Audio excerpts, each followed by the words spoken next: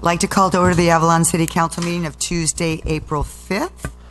Denise, may we have the roll call, please? Councilmember Cassidy? Here. Councilmember Hernandez? Here. Councilmember Sampson? Here. Mayor Pro Tem Olson? Here. And Mayor Marshall? Here. Just so the public knows, we have Elizabeth Hull here from Best and Krieger sitting in for Scott Campbell. Okay, would we please stand for the Pledge of Allegiance to be led by Councilmember Rich Hernandez? Hand over your heart. I pledge allegiance to the flag of the United States of America and to the republic for which it stands, one nation, under God, indivisible, with liberty and justice for all. I was hoping to have a member of the ministry here today, but I guess I would just like to say this election has been an interesting one and somewhat divisive in its way. I don't think any of us intended for the divisiveness. I would just urge that all the electorate, when they go to vote their conscience, vote for the candidates that they feel have their best interest at heart, and then let's continue to move forward. Thank you. Are there any announcements? Just to remind everybody that next Tuesday is Election Day. Today was the last day to request a vote by mail, so if I didn't have it by 5 o'clock today, that I cannot accept anymore. And polls are open from 7 a.m. to 7 p.m. We only have 2 polling locations. One is at the St. Catherine's Catholic Church, and the other one is at City Hall. We will start canvassing the vote by mail ballots at 1 o'clock in the afternoon. Might be later, depending on how many we receive, and that only means that we're just opening up the envelopes. They still remain in their secrecy envelope, and we will not remove them from that until we're at the dais here at 7 o'clock. We pull them out, and we will count the vote by mails on camera. Okay, thank you. Written communication? I did receive 2 written communications. One was from a resident. It was about the ads that everybody received in their boxes, and it was upsetting.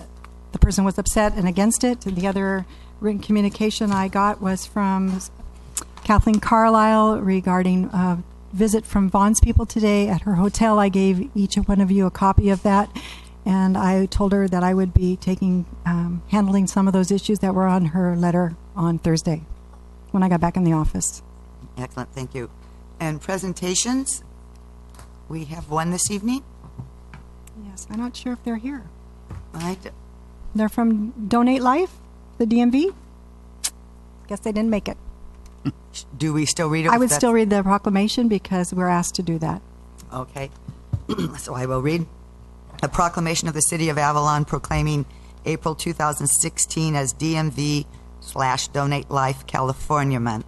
Whereas organ tissue, marrow, and blood donation are life-giving acts recognized worldwide as expressions of compassion to those in need. Whereas more than 121,000 individuals nationwide and more than 21,000 in California are currently on the National Organ Transplant Waiting List. And on average, 22 people die each day while waiting due to the shortage of donated organs. Whereas the need for donated organs is especially urgent in Hispanic and African American communities. Whereas more than 600,000 units of blood per year are needed to meet the need in California.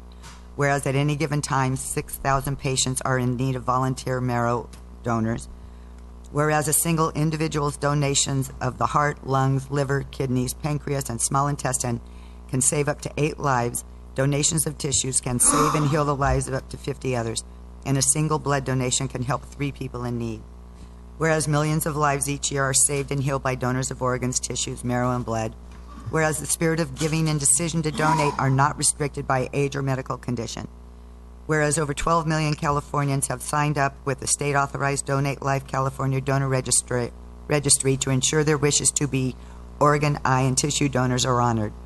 Whereas California residents can sign up with the Donate Life California Donor Registry when applying for or renewing their driver's licenses or ID cards at the California Department of Motor Vehicles.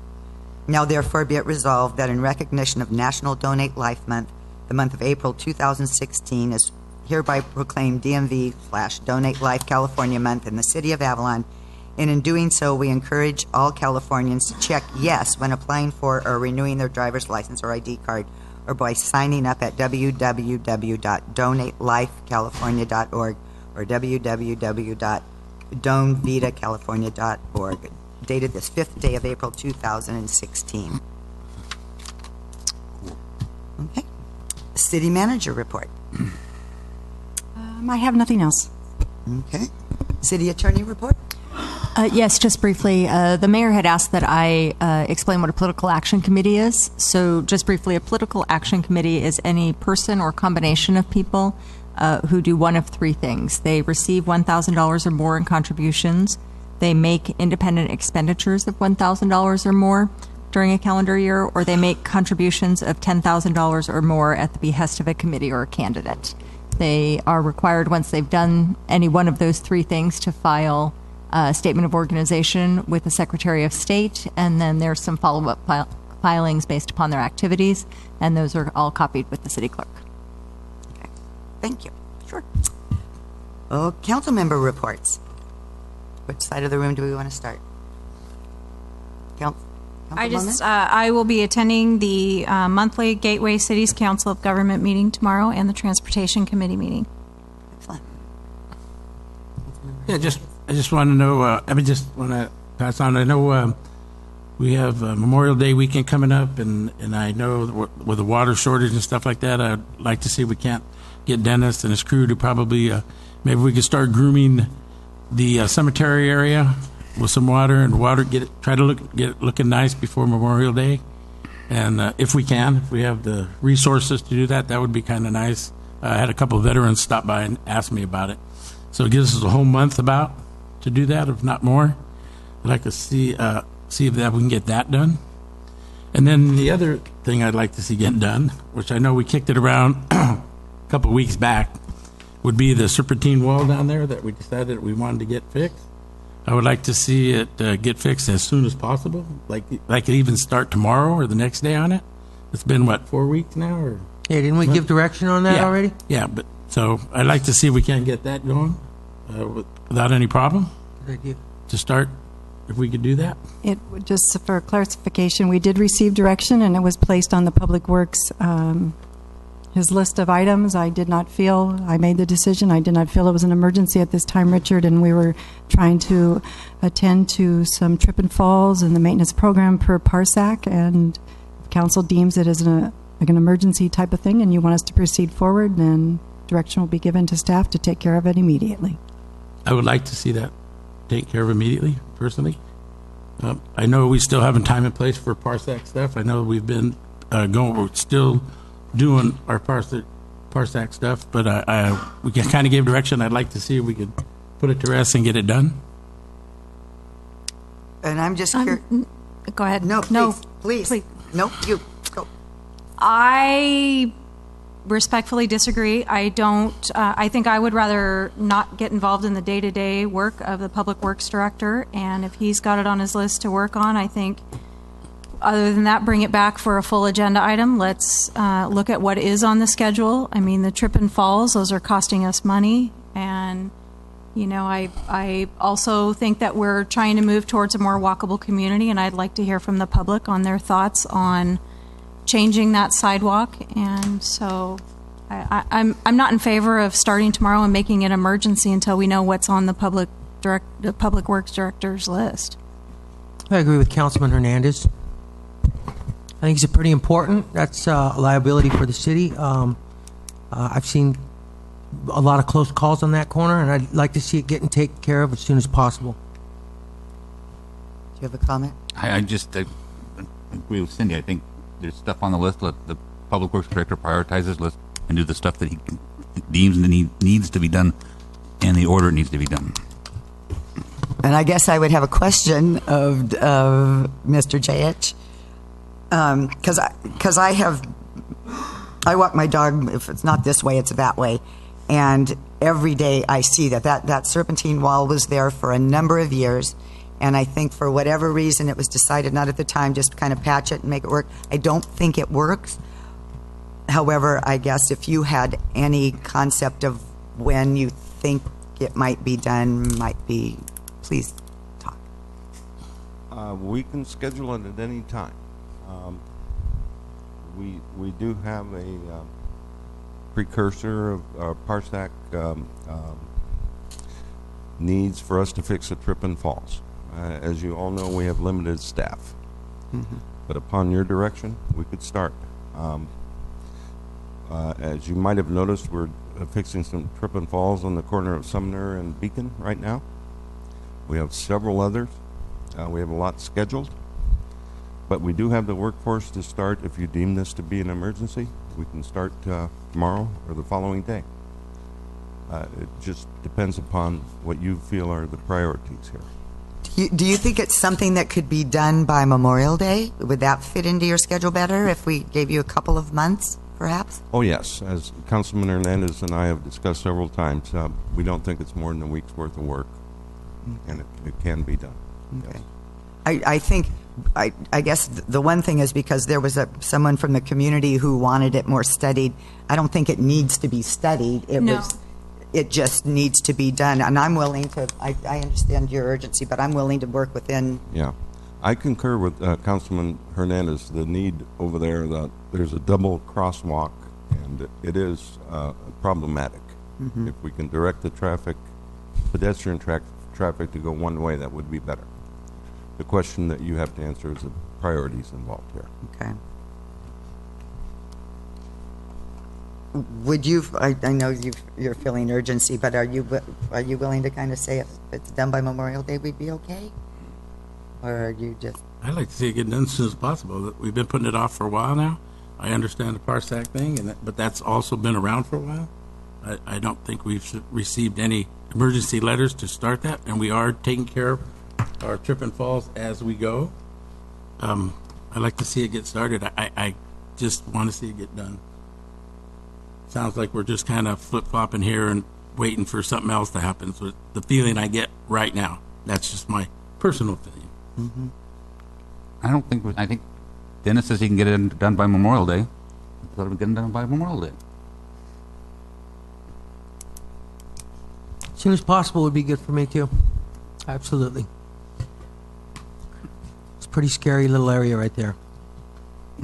Got bikes, pedestrians, kids, roller scooters, wagons, animals, basketball, skaters.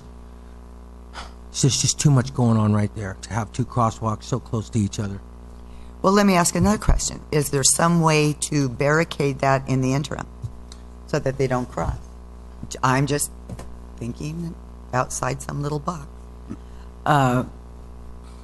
Or is that like a pretty stupid thing to do? It's cheesy. Mayor, I don't believe so. Okay. It should probably either be closed off or left the same. I don't think a temporary closure of any kind with barricades would alleviate the situation. Okay. Plus, it doesn't look very nice. Yeah, no, I understand. Right. We've got to consider everything. So Dennis, if you could look at the schedule and see if within the next week, if Matt's available to start on that I can sooner than certainly- later. I can certainly do that. Would that be acceptable? I'd like Sure. to start as soon as possible. That's why I said sooner than later. Okay. Like, Okay. I think you have direction. Thank you. we got And thank you, direction. Denise. Anything else, sir? No? Councilmember Sampson? Yesterday, I had a really nice visit with Sam Shink from Vaughn's, and we walked the perimeter of the new proposed location of the Vaughn store. A lot of the neighbors showed up that had their concerns, and what was really refreshing to me was they addressed a lot of the concerns of the neighbors around the area that showed up that wanted to give their input and what their needs were. The conditions of approval I felt were extremely important, and Sam Shink had come forward with Carlos as well, and they let me know that it was important to them as well. We discussed some of the traffic, some of the parking, some of the walking areas that will be leading up to the Vaughn store, and Mr. Shink was also brought to the awareness of what my concerns were for the traffic problems that were possibly coming up if we impact that area with more vehicles and with more traffic. He was able to see firsthand, and we were able to stand there on the corners for a half an hour on each corner and watch traffic and watch the certain possibilities that could have come into play, and some of them actually did.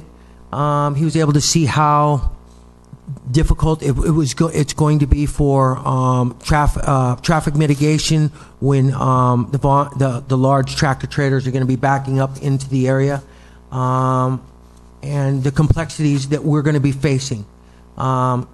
Realistically, it's going to be a difficult thing, but I'm looking at it very optimistically because we have a lot of professional people that are willing to do anything to make this work for the community. Although a lot of the neighbors that were not into this project, they're being very forthcoming and willing to work with us. And I'm very relieved that Roberta and Bruce and Kathleen and Greg came out, and they were able to let Sam and myself know that what their concerns were, and they were really reasonable about what they're giving up. Basically, we want to get the windows, the triple pane windows, on all the houses that need them for this summer eucalyptus Catalina Alliance. And that was really important to me, so that they don't have to deal with the dust and the noise of the construction. So Paul DeMeyer showed up so that we could reiterate and discuss exactly what the easement was on the Out & Company property that they volunteered to give if the project was approved, as it was. So I'm glad he showed up. So we were able to definitely say that this is where the easement's going to be, which was going to help us get more diagonal parking for golf carts and for the downtown area. Some of it's going to be difficult, and we're going to have to work it out, and we're going to do that. And Vaughn's is willing to do that. So I had a meeting with them, went well. I also had another meeting today with Adeline Yoon from Southern California Edison. Really pleasant. Once again, it's nice just to have the communication with the public affairs people, let them know what my concerns were. I mentioned wells, well water. What are we going to do about stage 3? We don't have all the answers. We're trying to just discuss this, negotiate exactly what we might be facing and how we might be able to go into the future and allow the community to have some input as to what their feelings are. It's not going to be, once again, it's probably going to be a difficult thing. We're going to have to all cut back just a little bit more. Luckily, the people in Avalon, I mean, we were mandated to cut back 25%, and we're like 42%, almost 40. You know, that's really getting up there. So there's not a lot more conservation that we're going to have to do, but we're going to. I know the people of Avalon and hotel owners and the visitors will all get on board with this. It's something that we can all do. It's actually something that. It's not going to be absolutely pleasant. It might cut back on some of the revenue for the city. Realistically, we got to discuss this stuff. I wish it would have rained, but I wasn't depending on that. That's why we pushed so hard for that desalination unit, which is going to save us. It's going to save us from. We would already probably be in stage 3 right now. So it was really interesting talking to Miss Adeline Yoon, and I just want to say. It was a good conversation, and she's going to keep in touch with us through this whole process. So if there's anybody that has something to say, if there's any gripes, if there's any good ideas or suggestions that we have about saving water, conserving water, getting on board, having a water-saving campaign for not just the community but for the visitors as well, I think that would be a good idea. So with that said, those are the two little meetings I had today. I wanted to ask Dennis Jayich if he would please give us an update on the casino dock job and what's going on also with the Pebble Beach Road as well. It looks good as far as the K-rails put up, but we have some pitfalls out there, and I was wondering, what is our time frame on trying to address some of those pitfalls? I know it doesn't fall on you alone, because this is something that's a policy thing that we're trying to get through, and I know it's going to probably come down to money and grant money, so money that we don't have, but we can try to get. So if you would just kind of explain to the public where we're at with casino and the Pebble Beach Road, I would really appreciate it, Dennis. Actually, Councilmember Sampson, I was going to come up and give you an update of 1, Okay. 2, 3, 4 items after your. Go ahead and do that at your Okay. when we're done with this. Okay. Thanks a lot, You're Dennis. going to have an update on all that. Okay, Thank you. That's all for me. Thank you. Mayor Pro Appreciate Tem? Thanks, Joe. I will be attending the League of California Cities Revenue and Tax Committee and the Community Services Committee over Thursday and Friday. So I will not be on the island, but I will be back. Excellent. Okay. So Tony wants me to ask, what's going on with the street sweeper? Does anybody know? It hasn't been showing up, and he's. Do we have an update on this? I hadn't heard that. I will call Okay. CR&R. Do you know, Okay. Dennis? Okay, I'm sorry. Here you go, Tony. It's for Tony, right? Yep. CR&R or Avalon Environmental have moved over to a smaller unit. It's like a vacuum. There's been some controversy as far as its adequacies, inadequacies. We're in constant communications with them. It appears that the smaller unit is not doing quite the job. However, the mobility of it and the access and the size, there are advantageous aspects to it. So we have received a few complaints about it. I'm in discussions with CR&R to see if we can improve the service. The angle of their sweeper is not quite hitting the gutters as well as it should, and it is a concern for all of us. We're trying to improve it, and as you know, we have a contract with them, and we're in discussions to try to make sure that the service is acceptable. Except that it just hasn't been running. I saw it running yesterday. Did it run yesterday? Okay. Yeah. Not It- down our street. It didn't run today. Not down our street. Yeah. Okay. But I That's- did get the same concern that it doesn't quite Yeah. touch as far as the other one does, so it doesn't pick up as much. And not only that, we inspected what it's picking up. The older sweeper picked up more stuff. I got a flat tire yesterday, and it was because the sweeper didn't pick up a little nail where the old one would. So I'm on it. Okay. We're going to try to improve it. Okay. Okay? Yeah, thank you. I didn't mean to hit you cold turkey like that. Tomorrow, Levent is bringing over some of the people from Budweiser who will be bringing over the Clydesdales for the 4th of July. So we're going to meet with them at lunchtime. I believe the Island Company has offered a couple places where they're going to be able to put the horses. It's very exciting because the horses were going to be here for almost a week, and they plan on stationing them around town and advertising that, and so for photo ops, and they're hoping to do some deliveries with the trailer or with the cart that it pulls to some of the vendors. Anyway, it's going to be awesome. So I'm excited about meeting with them tomorrow. Yesterday morning, I just had a very quick little meet and greet with Congressman Alan Lowenthal was here with his staff. There are 21 of them. They came from the mainland in Washington, D.C.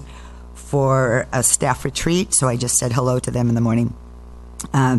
Also would like to state that Portia Denning, our local artist, will be opening up, have a grand opening for her studio on Saturday at 6 p.m. What's that? Friday, 6 p.m. in the Metropole Marketplace. It's called Rain Dance Art Studio and Gallery. So go on out and encourage her, and we're happy to see a young artist continue to blossom. So thank you. And I would just like to remind the businesses on April 12th to allow their employees the time off to go vote.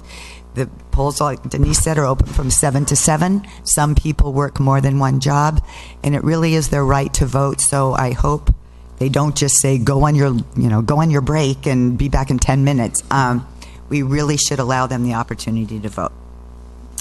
That's all I have. Oral communications. This is an opportunity from people in the audience to address the city council. You have 3-minute time limit, and no action will be taken. Good evening, Pam Albers. I have a number of items, and I'm going to talk really fast because I want to make sure I cover all of them. So, Miss Amanda Cook, our planning director, who was terminated, let's say 5 months ago, the briefs after your City Council heard the termination appeal hearing were distributed on March 24th, and I have it on good authority that contrary to the Brown Act, discussions were had in closed session as to when you would be acting on that. It's clearly not on the agenda tonight. You heard all the testimony. The briefs were all of 35 pages long, and my understanding is that certain people wanted to wait until after the election, and in that case, shame on you. That's not appropriate. That woman deserves to have her hearing decided. There's nothing more that you need to do in order to hear it.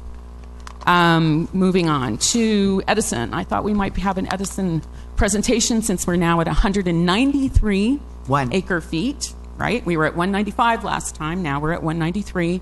No comment. Do we have approval for the permitting for the new desal unit? Does anybody know? Yeah. No. No, it's approved. So that was started in October, and it's now April. It was approved. It was approved. Okay, so when will it be online? There is a representative from Edison here. She will be great. giving it. Okay, that's perfect. That's really good to know. That was all I was trying to figure out. Okay, moving on. Still with water. I was going through some old documents and found an interesting submission regarding the Thompson Reservoir and a routine inspection that was made in 2004 by the California Department of Water Resources Division of Safety of Dams, because you're supposed to have a siphon for the reservoir.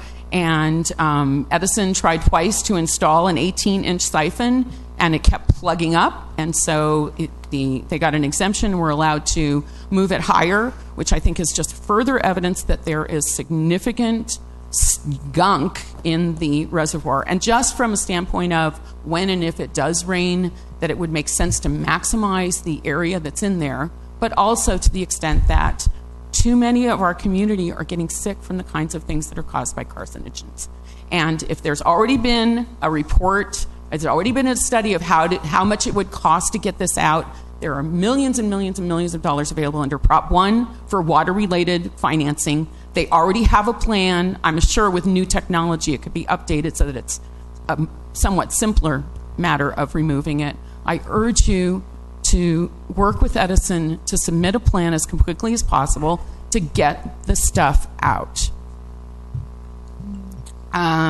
Moving on to, I've been going back and forth with the finance director because I was a little frustrated. I unfortunately broke my arm and I wasn't here for the mid-year budget review, but one of the documents that I felt would be helpful for all of us would be an updated spreadsheet that's pages 19 through 94. If you go on the city website, you click on adopted budget for 14-15 or 15-16 rather. When you pull it up, it actually has the category that says proposed budget. It was never even changed to say adopted budget. And it doesn't even include changes that you made in July, let alone the $5 million in revenues and expenses that you added in November. So I kept saying it would really be nice to see a spreadsheet that has account numbers and that follows all the revenues and expenditures like we do for every budget that actually reflects what it is that the City Council has approved. Mr. Mercer has been, I know he's trying to answer my questions, but what he has said to me is that document doesn't exist.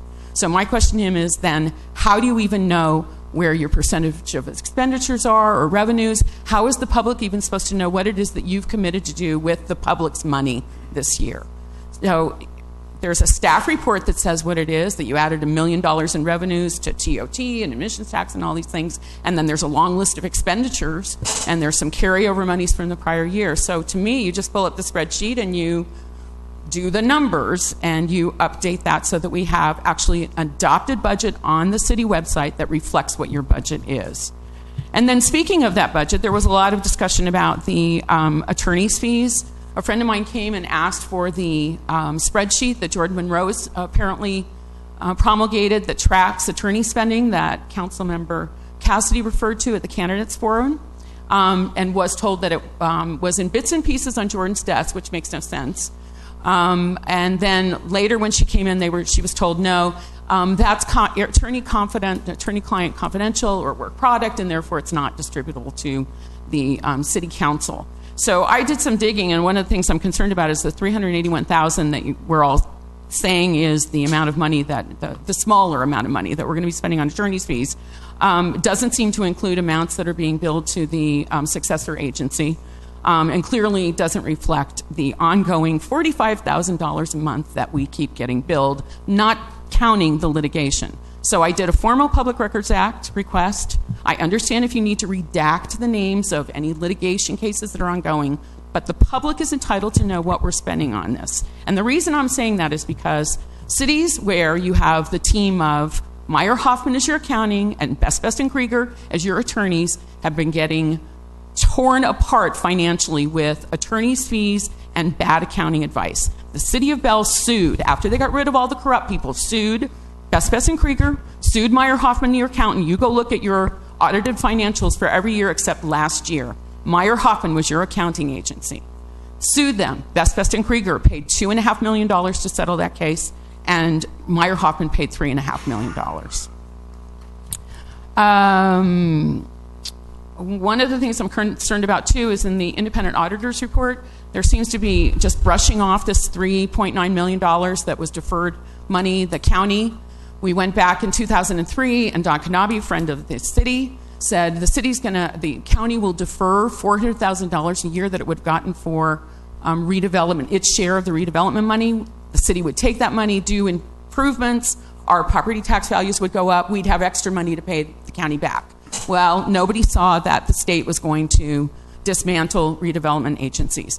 I can't find a letter from the county that says they're waiving it. I can't find anything that says, other than a statement in our auditor's report, the city believes. Well, I'm wondering, like, who in the city believes that we don't have any liability there? Because that would be a big shock for somebody in the county. Maybe Don's protecting us now, but Don's not going to be there for much longer.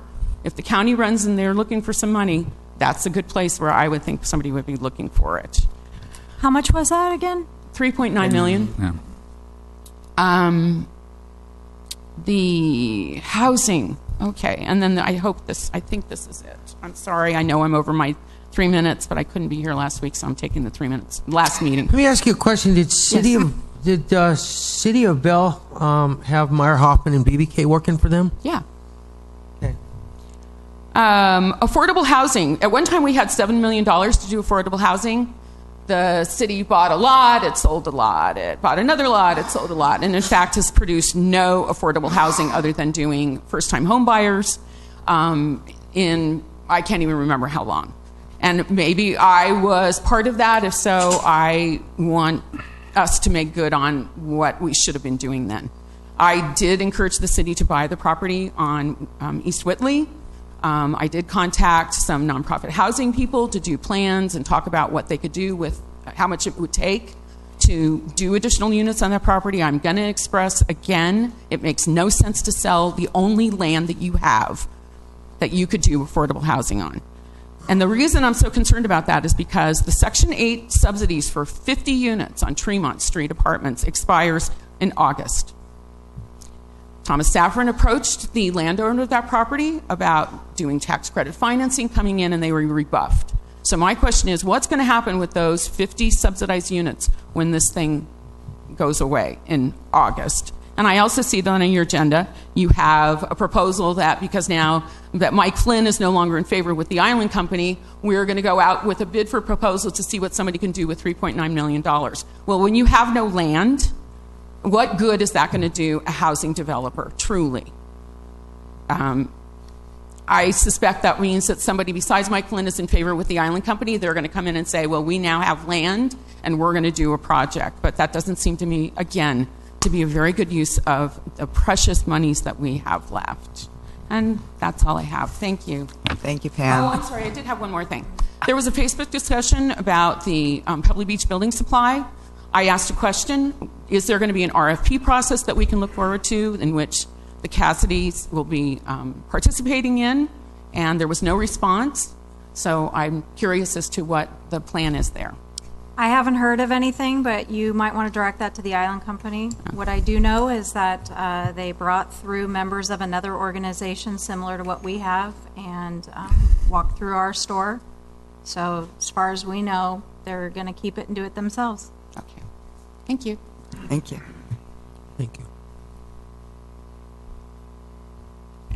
Good evening, Madam Mayor, members of the council. Adeline Young with Southern California Edison. She kind of stole my thunder. I was going to formally announce that the seawater mode permit for the desalination facility number 2 was issued on March 21st. And I want to publicly thank the City of Avalon for sending a letter to the Division of Drinking Water supporting the project. I have no doubts that your letter encouraged the Division of Drinking Water to expedite the issuance of the permit. So we continue to work closely with DDW on the brine mode permit, which we hope to receive in June. I also want to take this opportunity to address some questions that may have come up from the last council meeting. First of all, I want to state that the soil at Middle Ranch is not contaminated. The risk of contamination is in fact extremely low because of the lack of industrial and agricultural processes or other potential contaminating activity near the reservoir. Southern California Edison regularly takes samples of water and sends them out to laboratories for testing to make sure that the water supply meets state drinking water standards. Water is also treated before delivery to the customer. It is disinfected for potential microbial contamination, which is required by the state regulatory agency of all public water agencies that use groundwater. You should know that California is one of the most stringently regulated states for drinking water. The State Water Resources Control Board's Division of Drinking Water is a state agency that regulates public water system, such as ours, to ensure that drinking water on this island is safe. Lastly, all public water systems are required to provide water quality information to our customers. This is contained in a consumer confidence report which you receive annually. The 2015 CCR will be available by July the 1st, and you can access the 2014 CCR online at www.sce.com/Catalina. Thank you. Thank you. Thank you. Who's next?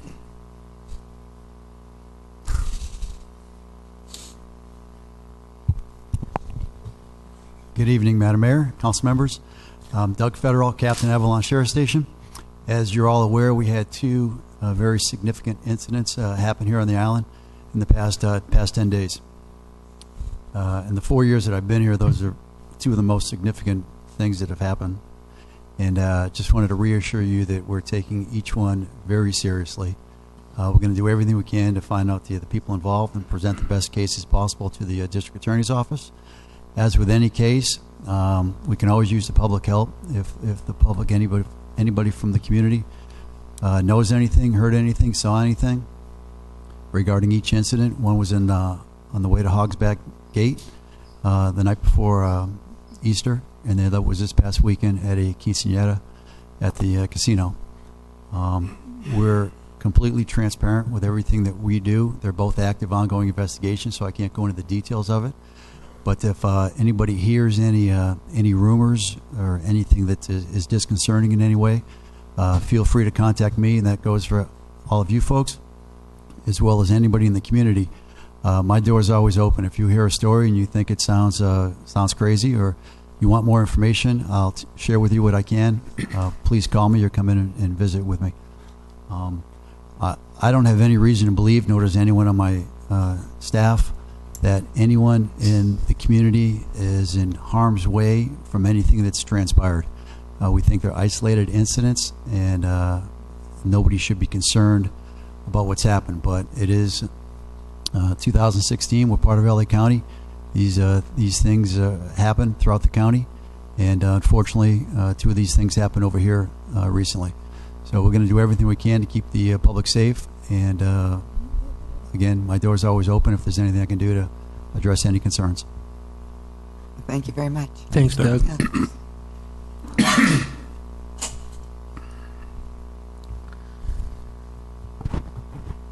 David Hart, City of Avalon Recreation Department.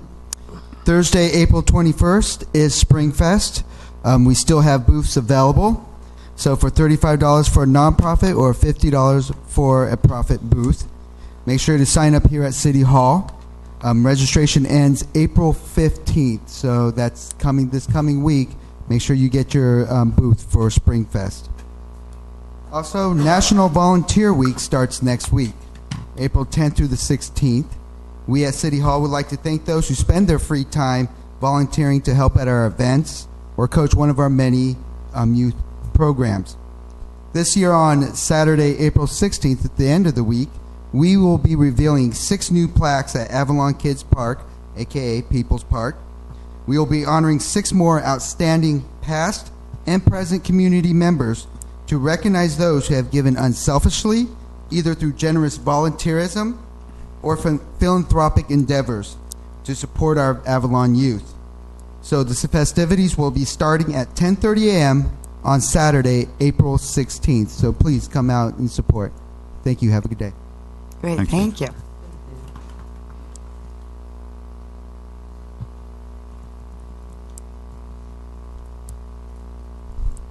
Good evening again.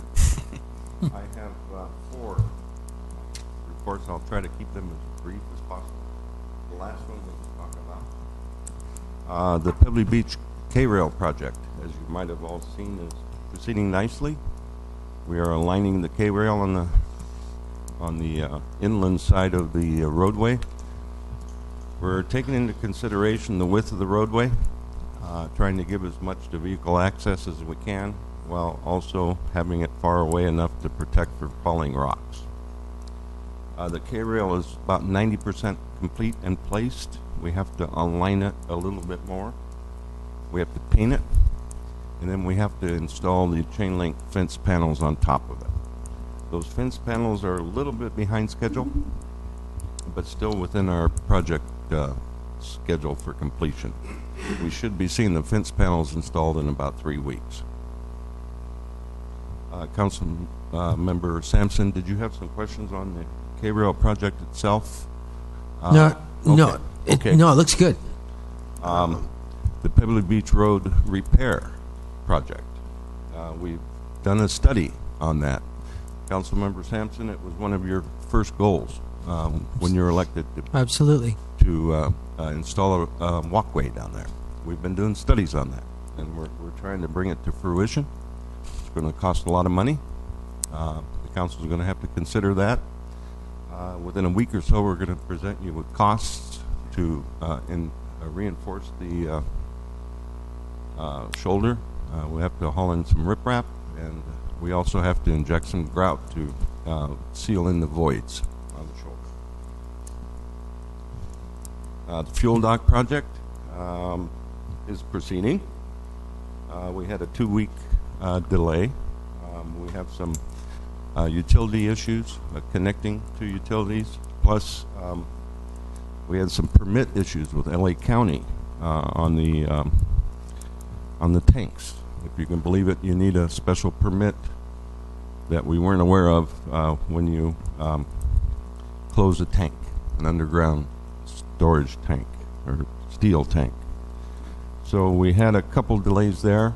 I reported to you the last time I was here that we considered project completion to be the end of May. However, it looks like the 2nd or 3rd week in June is when that project should complete. That is not considering the cafe itself. That's a separate contract.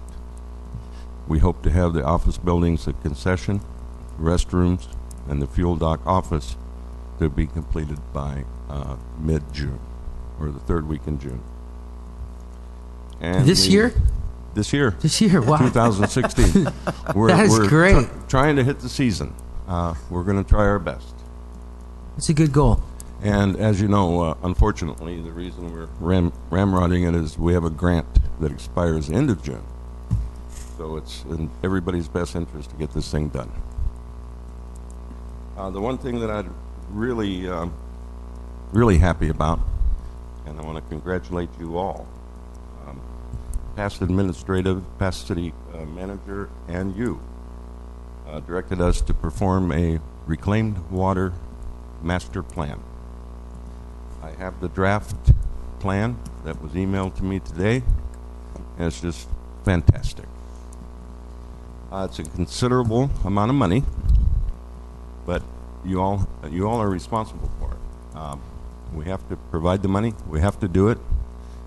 I don't think we all realize what bringing reclaimed water to this island is going to do for the drought. We're going to be able to wash cars. We're going to be able to flush toilets. We're going to be able to wash down sidewalks. We're going to be able to not impact the wastewater treatment plant. It's just phenomenal.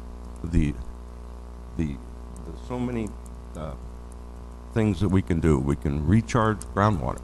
We can fill the aquifer. If we get a plan together and you get the money, this drought is going to be something in the past. I'm telling you.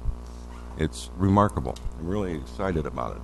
I have a 80-page draft copy of this thing on my desk. It's going to be formalized this week, and it's fantastic. The only problem is we're going to need, at this time, about $9 million. That's all? That's all. Wow. Oh, I was thinking more than that. I was thinking like 20. Wow. This is conservative. Let's move forward on that. Oh, it's conservative. Okay. It's conservative for the basic implementation of reclaimed water. Now, Right. if we want to recharge groundwater, we're going to add some money to that. Okay. If we want to ship it up into Avalon Canyon and do some other things with it, it's going to be a little bit more. Mm-hmm. I am currently developing this capital improvements plan, and I'm going to incorporate these costs, probably $1.5 million per year starting next year. We have to design and upgrade the water treatment plant. One good thing, and it's beyond my belief, we don't need any more land up there. We plan on digging down and installing some chlorine contact chambers to treat the water some more. We're going to build a pump station at the current treatment plant, and we're going to pump the reclaimed water back to Catherine Booster saltwater station and inject it into the saltwater system. Wow. Yeah. That's within the 9 mil. Beautiful. Question. Dennis? Yes, sir. Is there any mention in the report about LA County Division of Health? Yes, there is discussions. I briefly, before the meeting today, I've started going through it. I'm not fluent in it yet, but there is some discussion on that. We want to thank Southern California Edison for the input on this report, CR&R, Environ Strategies, and everybody else involved in the island. They all came together. They gave our consultants advice and information. The city's GIS system has helped them quite a bit. We're real excited about this, and it's one of your accomplishments. We want to thank you. I know there's been past talk about reclaimed water, but you need it. We need it. Our saltwater system's falling apart. As you all know, we've got substantial monies in there to keep fixing our old valves and fittings. When reclaimed water is initiated into the system, we're not going to have that corrosion issue anymore. So good for you all. You're going to have this report ready and available, I hope, next week. Excellent. Okay? Great news. Thank you very Do you, much. You're do you welcome. think you might be able to make a presentation to the community somehow with the information? I mean, besides what we just did, but maybe just a little more in depth to where Yes, sir. people can, ask questions about it and get up and. Yes. Yeah. People really need to be educated on this. I'm going to have the final draft or the final report for you by next council meeting. That's great news. It's quite Dennis. an achievement, and you all made it possible. We need this. Thank you. There was a comment about East Whitley. I'm putting that on the capital improvements plan to improve it. rather than sell it. So it's going to be on the capital improvements plan for your consideration. We're going to fix it up, and perhaps whatever you'd like to do with it, offer it to low income or whatever, but it's on the capital improvements plan. Great, thank you. Okay. Boy, good Any stuff. other questions? That's great. Okay. Great work, Dennis. Thank you. And Dudley. Hey, vehicle. I found a way to fund $9 million for Dennis. Just this last Friday, we ended with the vehicle season, and we still have at least 200 people out there that haven't gotten their stickers. Really? So with the tickets and the extra charge, not a problem, Dennis. You're going to be looking good. So if you haven't gotten your car done, get up here and get it done. If you haven't gotten a ticket, get up here as soon as you can so we can take care of that. The main reason I'm here, though, is the DMV is coming back to town. They'll be here the 25th, 6th, and 7th of this month. Starting on Friday, we'll have a table set up in City Hall where you can come, and you have to physically come up here yourself and make an appointment. They do almost everything you can do at a regular DMV. The only thing they're not doing now is commercial behind-the-wheel testing. So you can come and do your written commercial tests, but you cannot do the behind-the-wheel. There's just not enough street things here that allows you to do that. And, of course, if you take your behind-the-wheel here for the first time, for a regular driver's license, whether it's a golf cart or a full-size vehicle, you'll be restricted to Avalon. So starting Friday, you can come and sign up. And I think Jordan's right behind me with something else. Okay.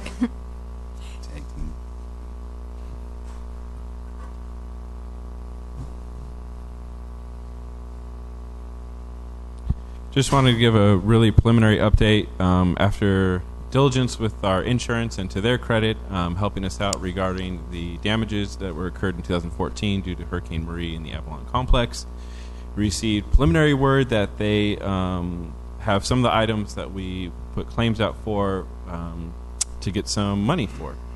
So I don't want to speak too much on details in terms of how much we're looking at, but they looked at areas, Pebbly Beach Road, the fuel dock, the storm drain gates, the beach walls, clean up debris. A lot of those areas they came back and identified as eligible. So we're possibly looking at some money, possibly some significant money. So it's very exciting to have that kind of come through. So we'll be following up with our insurance and hopefully have something more concrete to report pretty soon. That's wonderful. As well. On the same lines, we're also continuing to pursue with the state. We did receive funds for the beach sand replenishment. We submitted our mooring repairs. That was about $43,000.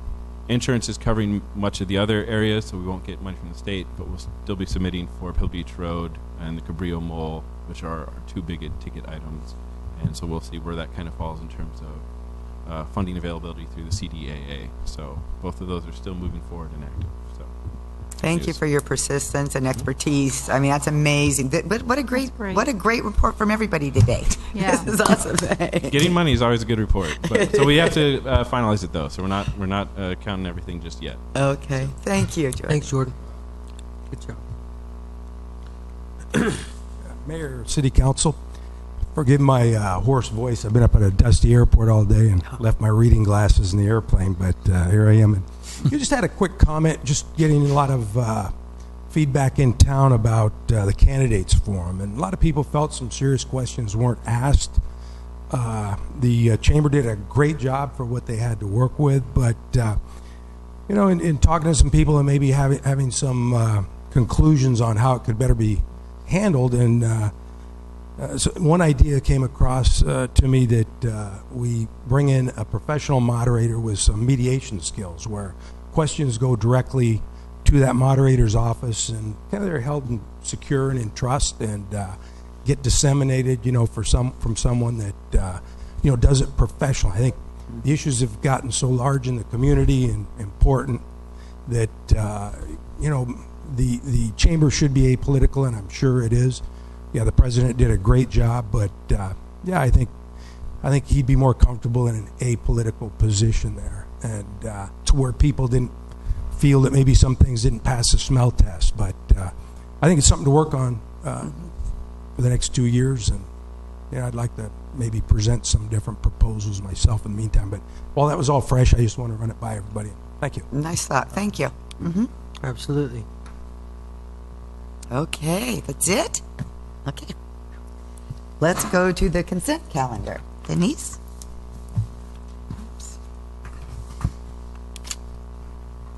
We have 6 items on the consent calendar this evening. The first one is actions, and those are actions from February 16th and the March 15th regular city council meeting, and 2 special city council meetings of March 15th and March 24th.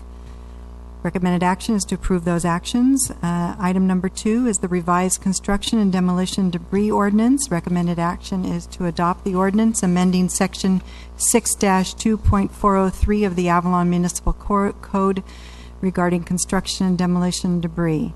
Item 3 is replacement of the storm drain gates. There are 4 of them along our seawall. Recommended action is to authorize the city manager to execute an agreement, and that would be with Crump and Company and other small vendors for some other items, and with a not to exceed amount of $50,000. Item 4 is the accommodation expenditure for the USC band for our 4th of July celebration. Recommended action is to approve the USC band housing expenditure. That's 27 hotel rooms for 2 nights for the 2016 4th of July extravaganza, and to authorize the city manager to continue the 5-year agreement with fixed pricing for this expenditure for the years 2016 through 2020. Number 5 is the harbor maintenance vehicle for additional equipment. As you know, you already approved the expenditure of that piece of equipment, or automobile, van purchase, whatever it was. This is for additional stuff of not to exceed amount of $6,050. Oh, sorry. Additional amount for not to exceed, with everything that we've already approved, for $67,606.65. Item 6 is to authorize a temporary contract for the building inspector services, and to authorization to proceed with the full-time position recruitment. We have 2 recommended actions for that item this evening. The first one is to approve an agreement with J. Lee Engineering Incorporated to provide contract building inspection services on an as-needed basis. We do not anticipate it being more than 2 days a week. 3, if there's a lot of projects out there, it'd be pretty much like Brian Zuppinger's role here. The second recommended action is to authorize creation of and recruitment for a new full-time building official / inspector position starting in the fiscal year 16-17 budget. Just a real quick one on the recruitment. But we can start that ASAP? Yes, so we figured it would give us 3 months to hopefully. Okay. Council, what's your pleasure? I'd like to pull item number 4, to abstain. Okay. Oh, okay. I have a question. I also have a question on 4. I do too. Okay. Any other ones need to be pulled? Richard, will you be abstaining from that also, because it's Island Company Hotel? On the 4th of July. Yep. Okay. So we're looking at 1, 2, 3, 5, and 6. Make a motion to approve 1, 2, 3, 5, and 6. Okay. Second. Moved and seconded. Any comments? Call for the vote. Okay. Item number 4. It's all ayes. Oh, thank you. I'm sorry, Denise. I couldn't find the thing. Yes. Go first. Yes, you go first. You go first. Ladies first. No, but my question isn't a big one. We talked about having an agreement through 2020.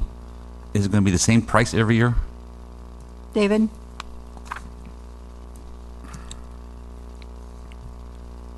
The agreement is to have the same rooms every year, so it'd be fixed amount of rooms, and is a fixed price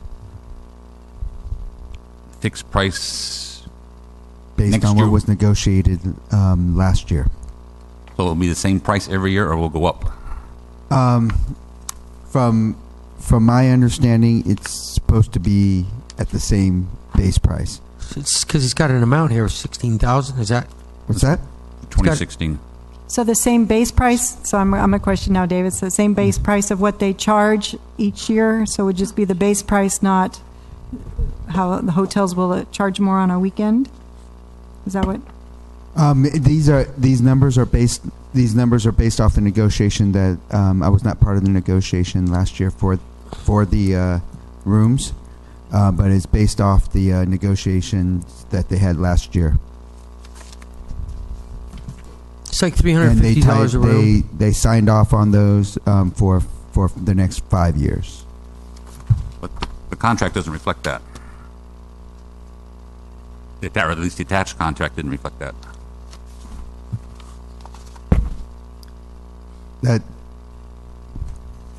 That we're not tied in for 5 years. It's just a group booking contract, which covers this year's 4th of July. So is your question, is it going to stay the same price every year? I mean, yeah. If it's the same price every year, I don't see how that can't be too bad of a thing, because prices are going to go up every year, and this is going to stay the same. So my understanding of the negotiation was to fix the amount of rooms that we will get every year at the proposed hotel, and that it would be fixed price for over those next 5 years, is my understanding. It's roughly $350 a room, I believe, somewhere in there. No, in my very rough math they're calculation. but it's two nights, so that's why. Okay, yeah, But times they're- two. With one, we have one room.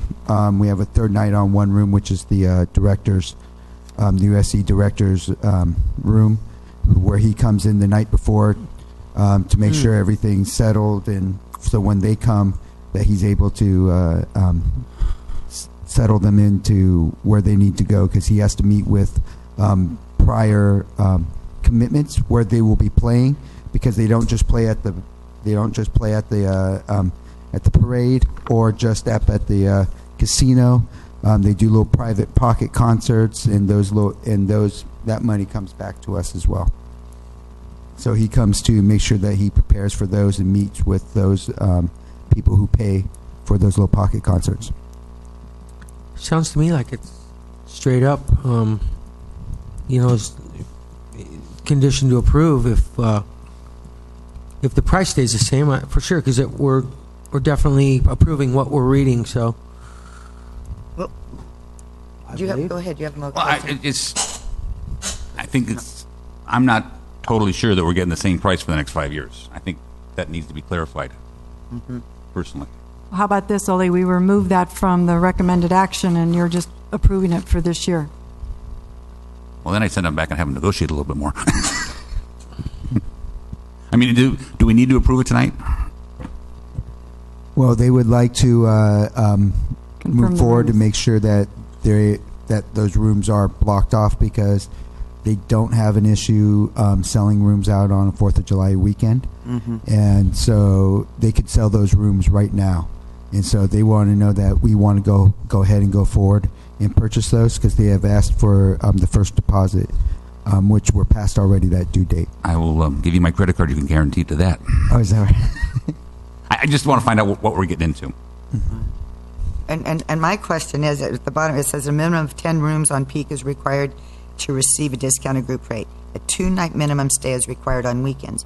When the 4th of July is on a Wednesday, are we always saying? I guess I haven't seen the plan for the 4th of July extravaganza to know. 4th of July falls on a Monday this year.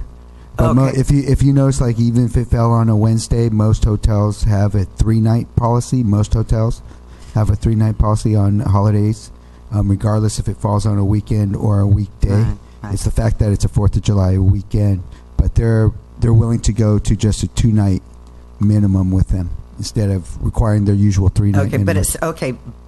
I guess I don't know what's going on with the extravaganza to know that for the next 5 years, the band needs to be here for 2 days. I mean, I don't know what this whole extravaganza is going to cost us. We approved the $16,000 or whatever it was for the barge. For the barge. And now another 16 here, 32. But I don't know, are we just looking? I mean, I don't that's know, something. 'cause That's I know something you've we all can. been working That's on something we can discuss later. Whether I mean, we're going to need it if we're going to continue to have the band. I mean, they come every require, year. I guess the band is always requiring 2 nights? Yes. Okay.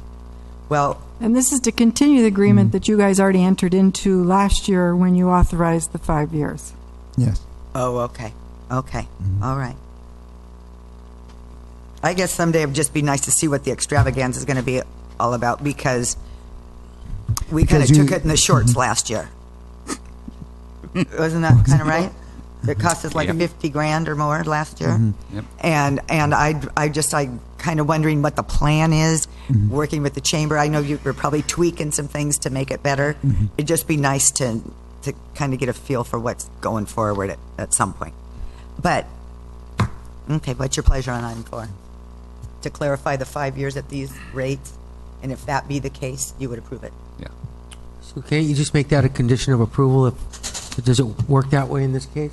I can definitely go clarify whether or not they would like to continue to do a 5-year deal with us as well. I just know under our directive last year, we were directed to try to get a long-term standing with them, so that way every year they didn't just randomly decide what price they want to charge us. That it would be affordable year in, year out to be able to bring the band over. And with that hotel can handle the amount of rooms that we're requesting, and because of the fact that that hotel is centrally located to all the events that they go do, and when you talk about the extravaganza, they do 2-night events, and so. Okay. Well, and then, do we have an agreement with USC that they're going to be here for the next 5 years? No. No? That's a good question. No, that we do not have. So if they pull out, we may not want this agreement. Yes, and I have a very strong feeling that the hotel probably would not have an. I You'd probably- yeah, I do can't think speak they'd for wanna them, take 'em back but to the back. 4th of July weekend I know, is not an issue to sell rooms. It's one of the reasons they're pressing me to get this done as soon as possible. Yeah. So, because if we decide we didn't want it, they can sell those rooms Sure. now. Sure. Yes. You're doing a good job. I'm not, no, not can trying we- to give you a bad time. What if we just approve the expenditure for this year, and we get back to you on what the contract that was negotiated last year stated exactly, and how we're going to proceed forward?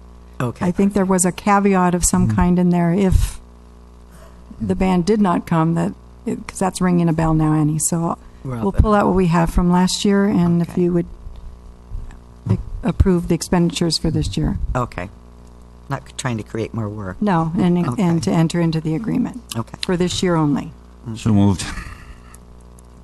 Do you know what the movement is, This Denise? year only, we're going to clarify the agreement. Okay, perfect. All right. I second that. It's moved and seconded. Comments? Okay, but we can come back in the near future. Oh, Yeah. we have a comment too. Yes. We can come back in the near future and then renegotiate this correctly. Kind of listening to Oli, which is a good question about, like, so locked into 5 years to one particular hotel. Is that what you guys was on the table for this? Yes. Okay. Well, I'm glad you changed the motion, because that just doesn't seem, I mean, at $350 a night. It's not 350. It's not. Oh, that's 2 nights divided by 2, right? Right. Okay. And you can take a look at this. Oh, okay. No, I'm okay that you changed Okay. the motion, so I'm good. Thank you. Okay, all right. All right, there's been a motion and a second. No other comments? Call for the vote. This is another comment. Oh, I'm sorry. Yes. Hello. I was gonna say, USC makes like a lot of money on their football team, just the football team alone. Why? I'm just kind of curious. Why are we still like paying for them to come out here? We've kind of established like a tradition among them. I feel like they should be coming out here just, I don't know, out of good cause, really. Like they're USC is like the top 25 like profitable athletic organizations in the U.S. alone. They made what was it, 23 million last year. They made 34 billion profit. I don't know. I'm just thinking it's kind of a big expense, and it'd be cool to keep them coming here, but like for the cost, I don't know. That's my opinion. Well, I appreciate your comment. Respectfully heard. Absolutely. Well, the money that the football team makes goes towards scholarshiping, towards all athletes at the university. So that money wouldn't just go towards the band. The band does get money. They get to be taken all over with the football program, but they are still an individual organization, and the band itself doesn't make that much money.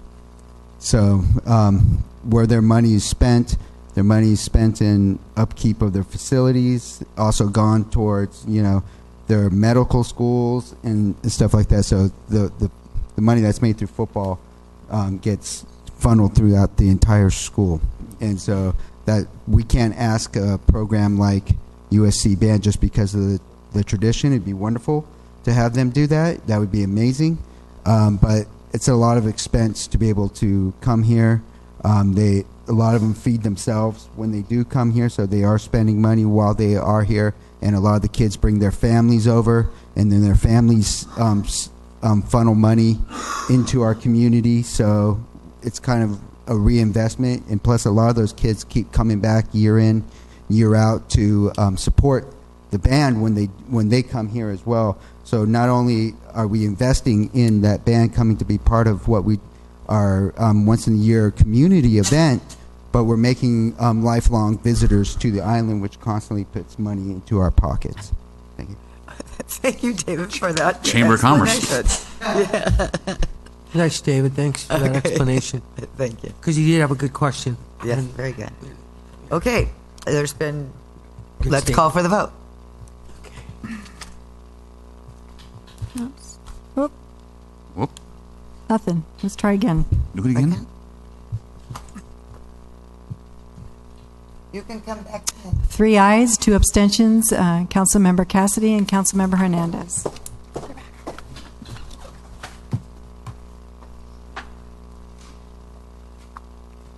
Item number 7. Oh, yes, please. Okay, here we go. If the council will bear with us, we're going to give Roy a call and put him on speaker. Roy is our transit consultant. Great. Here we go.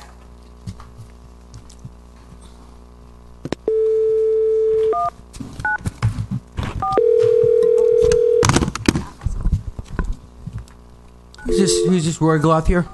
Yes. Cool. Roy had a surgery that stopped him from traveling. He's all right. I'm here. Hi, Roy. Okay, so you are in the council meeting now. Thank you. Okay, thank you. Can you hear? I can hear you, yes. I'm loud. Can you hear? Okay, if the council will indulge me this evening, what I would like to do is read some of the staff report out loud so that everybody that's watching on TV and in their homes kind of knows the process and how we got to where we are, if that's okay with you guys? Yes. Okay, great. The topic of this item is consideration to award the Avalon Transit contract to Transportation Concepts. The current transit operating contract has been performed by Catalina Transportation Services for approximately 20 years. It is comprised of dial-a-ride, fixed route, which is commonly referred to as the trolley, and a taxi voucher program. I'd like to make it clear that the taxi voucher program is not part of this RFP and is going to be negotiated with CTS and the city and brought back during the budget process. In May of 2015, the City Council directed staff to proceed with a formal request for proposal RFP process for the fixed route, dial-a-ride, and complimentary paratransit service. The purpose of commencing with the RFP was multi-layered. It is customary to review long-standing contracts and to periodically publicly bid contracted services to ensure the city is receiving the best value and service. Additionally, the timing of the RFP is aligned with the acceptance of the new all-electric transit buses paid for primarily from a grant funded through LA County Metro. Lastly, during multiple study sessions to develop citywide goals, the City Council expressed the need for a more flexible fixed route bus system that address the needs of not only the visitors but the residents. Following direction by the City Council, staff began the RFP process with technical assistance provided by Roy Glothier, who is on the phone. The first RFP was issued October 7th, and the proposal due date of November 20th, with one alternate proposal was received by the incumbent. Another RFP was turned in, but it was after the deadline, so we never opened it. We don't know what it looked like. And the alternate proposal received by the incumbent excluded operation of the fixed route as outlined in the RFP. On January 19th, 2016, we came back to the City Council with options regarding the RFP and modifications based on feedback received from potential bidders. The RFP was reissued with modifications. The most notable revision committed the city to purchase, maintain, and store and fuel the Dial-A-Ride paratransit vehicles. 2 proposals were received on the due date, March 4th. One complete proposal addressing the requirements outlined in the RFP was received from Transportation Concepts.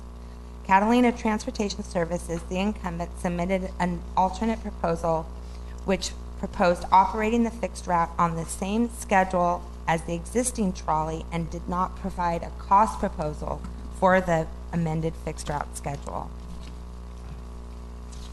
After careful review of the proposals by staff and Mr. Glothier, it was determined that the proposal that was received by Transportation Concepts addressed all the service goals outlined in the RFP and invited TC to interview.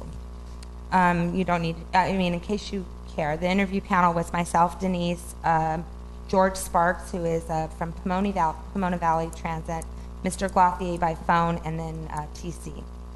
Based upon Transportation Concepts' proposal and interview, staff is confident that they will provide quality transit service to the City of Avalon at a competitive price. Roy Glothier provided council and staff with an independent cost estimate to operate the service based on similar transit services for a gross estimated cost of $512,000.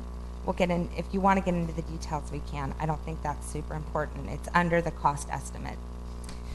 Due to the fact that Transportation Concepts was the only firm to deliver a compliant proposal meeting all the criteria and service goals outlined in the RFP, the city finds itself in a single bid situation. In order to be certain the city has followed best practices, a single proposal analysis has been performed by Mr. Glothier and is an attachment to the staff report. The main goal of the analysis is to determine if there was adequate competition and to confirm that fact. The analysis does indeed confirm that adequate competition existed, and furthermore, the compliant proposal cost is below the independent cost estimate and therefore fair and reasonable. I know that was a big mouthful. So Transportation Concepts is here tonight. They did very well in the interview. They are well respected in the transit industry. And so if you would like to ask them any questions, you're welcome to do that. If you have any questions of me, I'm happy to answer those as well. So, I think I just have a quick, maybe a quick question as a clarification. There was only one RFP returned that was in compliance. Correct. There were 2 proposals received during the second round. One was an alternate proposal, and it was called that. CTS called it that, where they proposed to operate the Dial-A-Ride, and then operate the buses, the e-buses, weekends and cruise ship days, just like they're operating the trolley now, and no cost for that service. So it was kind of an apples and oranges type of. Okay, so really what we can do now is just separate the programs in general. Talk about taxi vouchers at a separate time. But Correct. Here, we need to focus on moving forward now that our buses are going to be here in a couple weeks. And the Dial-A-Ride service. And the Dial-A-Ride Correct. service. And okay. the complimentary paratransit. Okay.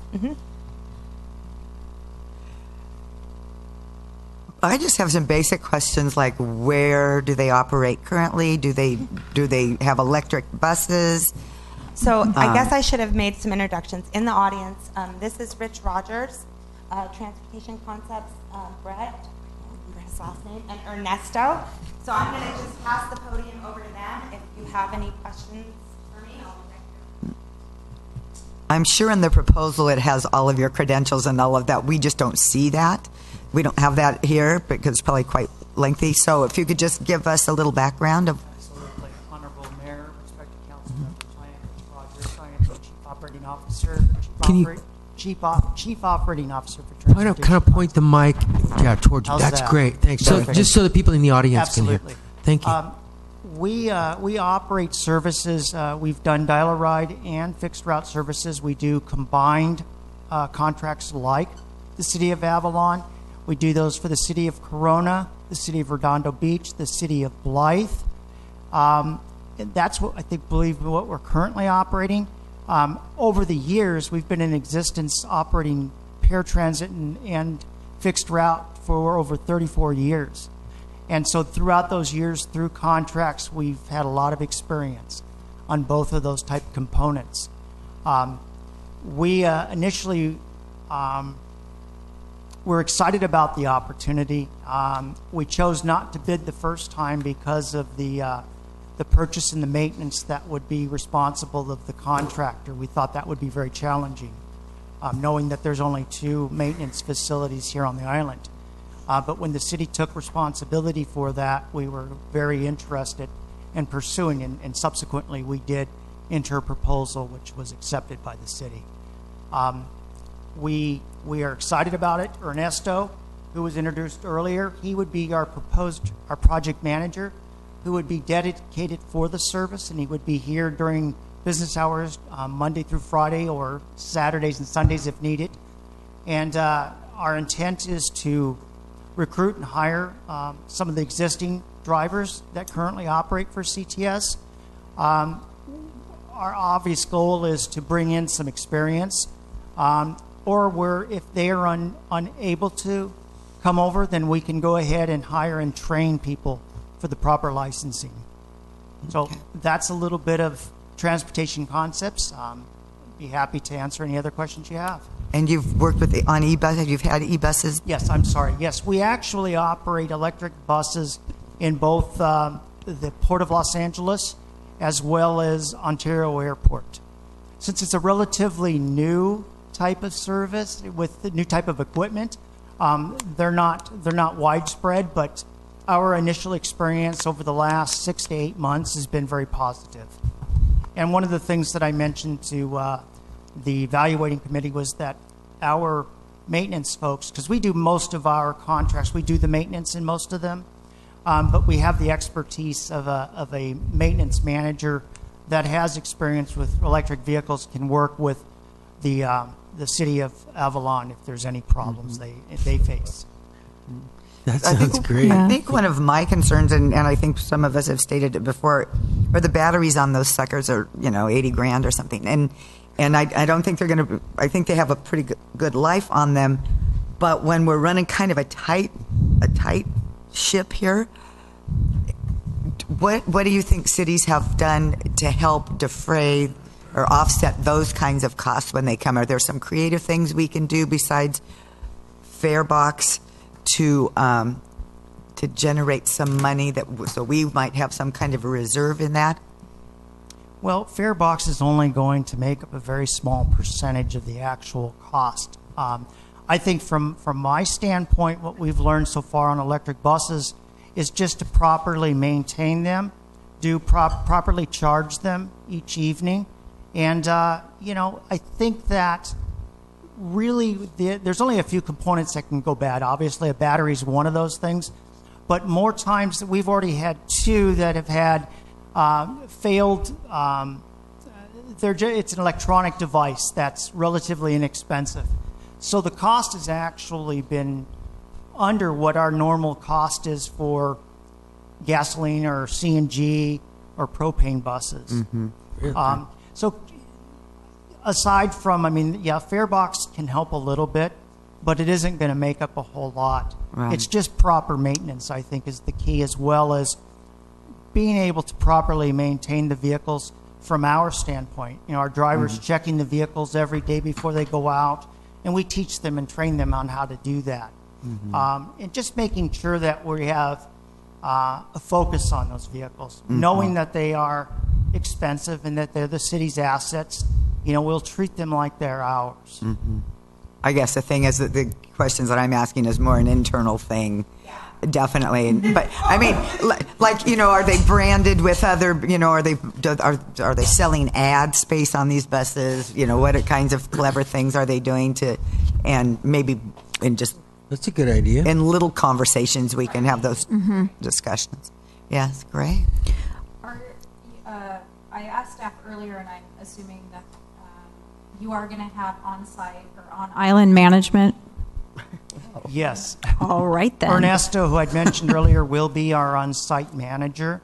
Okay. We also have in the budget a full-time operations supervisor, which we will recruit locally and hire Great. from that, from the existing workforce here, as well as dispatchers. We'll have one full-time and two part-time, or two full-time, depending on what we end up going with, and as well as the drivers. So yes.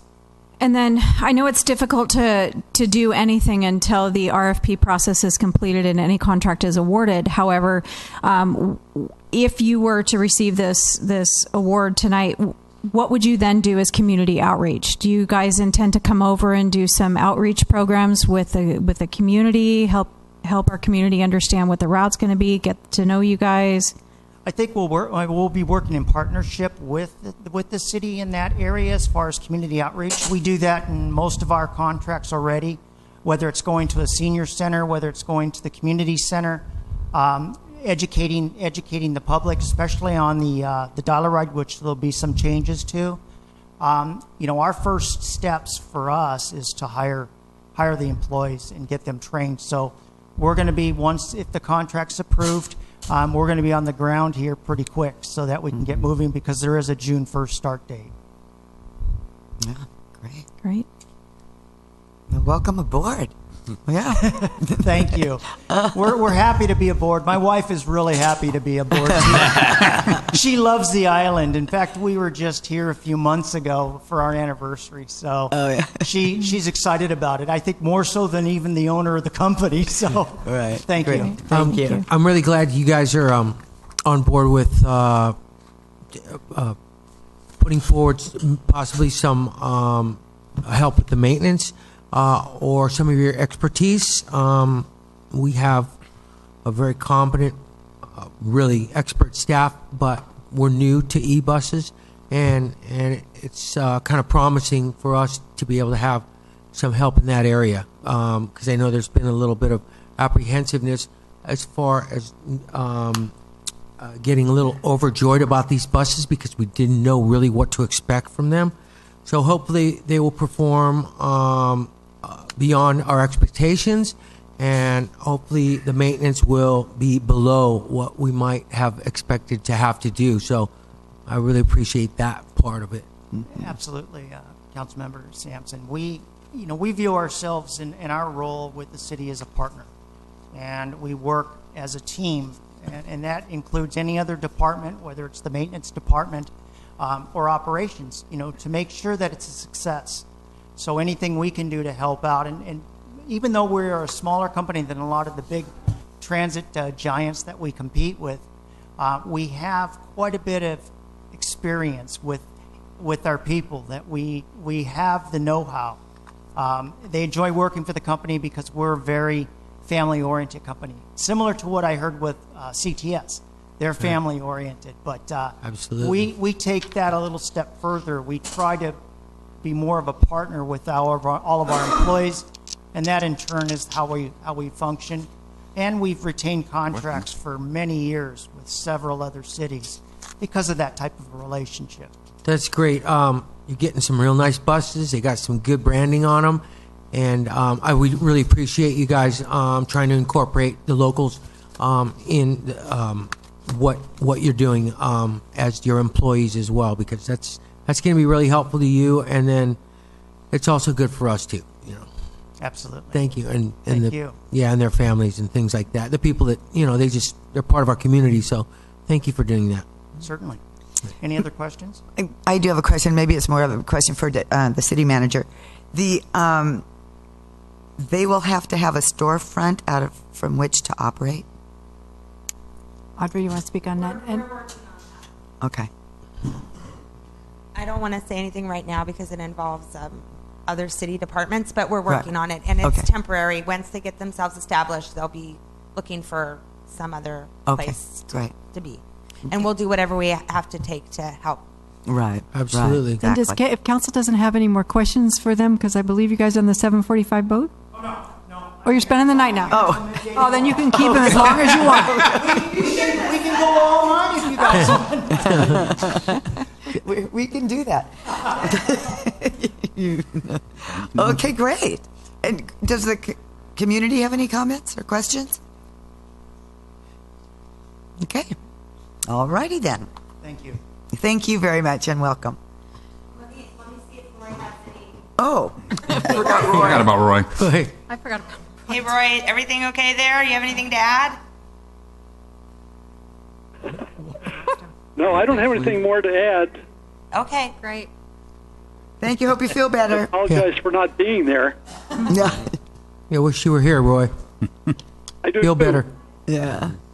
Okay, well, we're going to hang up with you, Roy. Thank you, Roy. This has to do with a lot to do with your hard work as well. Thank you so much. Well said. You'll see me again. Bad Penny. Okay, Roy. Okay. Bye. Okay, thank you. Council? Sounds good to me. I want a motion. Yes, please. Move to authorize the city manager to execute a contract with Transportation Concepts for a 34-month contract for the following amounts. Base period 1 is 10 months at $483,156. Base period 2 is 12 months, $588,724. And base period 3 is 12 months, $606,407. I'd like to second that, please. Motion and second. No further comment. Call for the vote.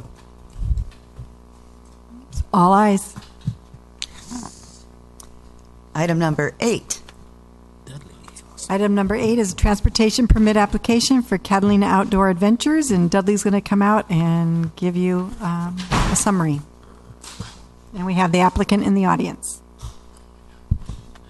Yeah, this is a transportation permit for Catalina Outdoor Adventures. They're planning to run activities in the interior, but they need a vehicle and a transportation permit to get the customers out to the interior. Prior to applying for this permit, they also came before our vehicle hearing officer, our administrative judge, and they were granted, pursuant to what goes on here tonight, they were already granted a interior commercial vehicle permit, so that's already in place, and they've taken out a business license. He intends to purchase a 7-passenger van to transport customers from Avalon to the interior, where they will begin activities. I think initially, when they were talking about this, they were going to run a lot of it from the airport in the sky, but I'll let Scotty clarify all of his business activities here.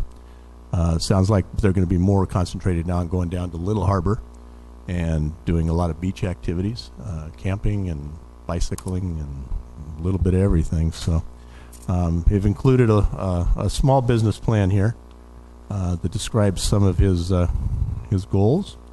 And again, the applicant is in the audience, so if you have any questions for him or for me, I'll be here also. Thank you. Thank you. So this permit is specifically only for the interior. It's not a vehicle permit to be used within the city limits? Correct. He would only be picking up and dropping off here in Avalon and then going out into the interior with his customers. At any specific location? I'm or going to let is- him discuss that part but for you. But the city and the vehicle hearing officer doesn't determine one location for pickup and drop off? No, we Okay. didn't. I think in his initial application, he thought about maybe picking up all over Avalon and Mhm. dropping off all over Avalon, but I'm going to let him address Okay, that sure. question. All right, thank you, Dudley. Scotty?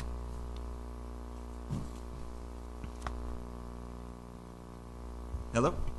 So I'm going to be picking them up at the tour plaza, and then heading out in the interior to go play. Any other questions? It's easy. Or did I not answer the question? No, that was it. I just we've had one of these permits before council before, not this particular council, but there was some concern from the community at that time about, are we just giving another commercial vehicle permit for somebody to drive around town, do all their business and whatnot. So I'm just clarifying that no, it's a pickup from the plaza, a go to the interior, a drop off wherever. It's not you can pick up at the mall, you can drive around town, out at Descanso or whatnot. That it really is what you're asking for, and that's an interior permit. Do you have a place to park your vehicle? What's that? Do you have an off-street parking for your vehicle? Yeah, I do. I locked that in. Where is that? Up on East Whitley. East Whitley? Okay. Yeah, there's a landowner. Chris Howard looked it up for me. So. Okay, you got a landowner that allows you to park off-street. Yeah, I'm going to pay like $150 a month for it. Okay. Okay, because you got to make sure that you don't exploit driving around in Avalon, because that's just going to piss off a lot of people that have waited years and years and years for transportation. I mean, you have a good idea, and I like the idea that you're going to take people out and to enjoy the interior of Avalon, as long as you don't book campsite 17 all the time. Don't you worry about that. Yeah. Air conditioning coming. So I think it's a great idea, though. I like small personalized tours like this. Family tours is what I call them. I think it's a good way for people to see Avalon outside of being in a tour bus with 40 other people. I appreciate that. Just be really careful with your vehicle around town, because you're getting something really special if you get this. Okay. Cool. Yeah. And do you have permission from the Island Company to go into their tour plaza? I'm working with Collier right now. He kind of gave me the thumbs up, and if I can't, for whatever reason, if I don't get that locked in, there's a new hot art gallery in town that is a good meeting spot for my tours. But Collier's kind of given me the thumbs up. But so you'd be parking it on city streets to pick them up versus the tour plaza. Yeah. So if you park down on Metropole, that's sorry to interrupt. That's what, green zone, taxi zone. That's public property there, which we need to know, because we need to know how this vehicle is going to impact the community, because there's a lot of vehicles coming into town now, and we're way overcrowded. Sure. And so that's why we're all talking about it. It's great you're taking people out in the hills. If you could start from a neutral place like that's private property and go from there, but not have to park your vehicle on city streets. That would be really helpful for us. That's why I'm working for I try to go for the tour plaza. Plus, I get some Island Company benefits by being in the Island tour plaza. Mm-hmm. That would be really great if you could have sealed that deal before you came up here. Well, my permit, the transportation permit, or the full-size vehicle permit that I got, allows me to park on the streets during the day. And so my tours will, even if I have to go to the art gallery to do my tours, which I'm not planning on doing, the permit allows me to be on the streets during the day, and then at night, just after 7, I can park up at my spot. Okay. Not the transportation permit. That's the vehicle permit. There's separate things. Yeah. The transportation permit covers what you do with the vehicle in Avalon. Right. The vehicle hearing officer says you can have it in Avalon, and these are the rules you can have. But then there's rules on top of rules. I like to compound things. So you're basically not entitled to park on the streets unless the city council approves that. I see. And my concern would be, I think it's a great idea and it's pretty nice. The only thing I would be concerned with is when you come back from where your destination may be, you have a set place like the plaza to drop off and pick up. I don't want to see us get into the habit of dropping them off at their house or their hotel or things like that. Is that in your program anywhere, you think? No, it was going to be, and then Dudley kind of advised me that just have one spot. So correct. Whatever the spot is, it's going to be one spot. It's going to be consistent. Because there's a lot of people. Once you do it once, somebody will find out, or somebody says something. And if we stick to that plan, we have just one place to pick up and drop off, I think that's great. We can live with that. Yeah. But once you start dropping off at people's house or their hotel and stuff like that, then people are going to get upset. So Yeah. I would highly recommend that you stick to your plan of trying to get one spot. I will. That I know would it's be a my hot commodity, That's so my I'm not input. gonna That'd be I'm not my gonna blow it. Okay. Yeah. My last parting comments are I just wanted to congratulate you. I've obviously known you since you've been here on the island, and this is really exciting. This is something you wanted from the day you got here. So congratulations. You worked really hard to get to this point. So I Thank wish you. you the best in your business. Thank you very much. I'm excited. We're going to have fun. Look at that big smile. Okay, I do have one question. So about the ticket sales, is there any benefit to the city of Avalon for his business? Yeah. 4% admissions tax. And what is that, 4%? 4%. Okay. Because it's originating in the city of Avalon. Okay. Yeah. So it's a conservancy. But they're nonprofit, right? Well, I'm going to say something that's probably inappropriate, Probably. but what the heck? Is there a way, because I'm assuming you have to have a contract of some sort with each of your people, you know, what you're going to do. Is there a way to number those contracts? Because we will be doing audits of that business like we do with others, correct? What do you mean we'll be doing? I'm You know not how we do sure I'm audits to clear. make sure we get a percentage? Is it possible to say that when he develops his contract or his whatever, that those be numbered invoices? Because it's not going to be one set price, right? I mean, because some people want to maybe just do biking, others will want to do the gamut of everything. So I would assume that your tours are going to be priced differently, right? Depending on what Yeah. people want. Yeah, there'll be different, half-day tours are a certain price, full-day tours are another price. However you want me to do the invoicing for the city, I'll do it. If you Yeah. want it numbered, I would like it when you develop your contract or however you bill your client or whatever, that those invoices have some sort of a numerical system on them. Like Okay, if you bought a burger at somewhere and the receipt book is, has numbers on the bottom, so that there's some sequence. I would like to see that. yeah, I bet we can swing that. Okay, thank you. Is that okay, Denise? That I said that? Absolutely, Mary. I have no Absolutely not. Absolutely. No, I would like to see us going forward on all those kinds of things that especially when it comes to city business, that there be numerical numbers on contracts and receipts so that when those auditors come out, we can audit properly. Okay. Great. Okay. Any comments from the community? Yes. Yes, you do. Mm-hmm.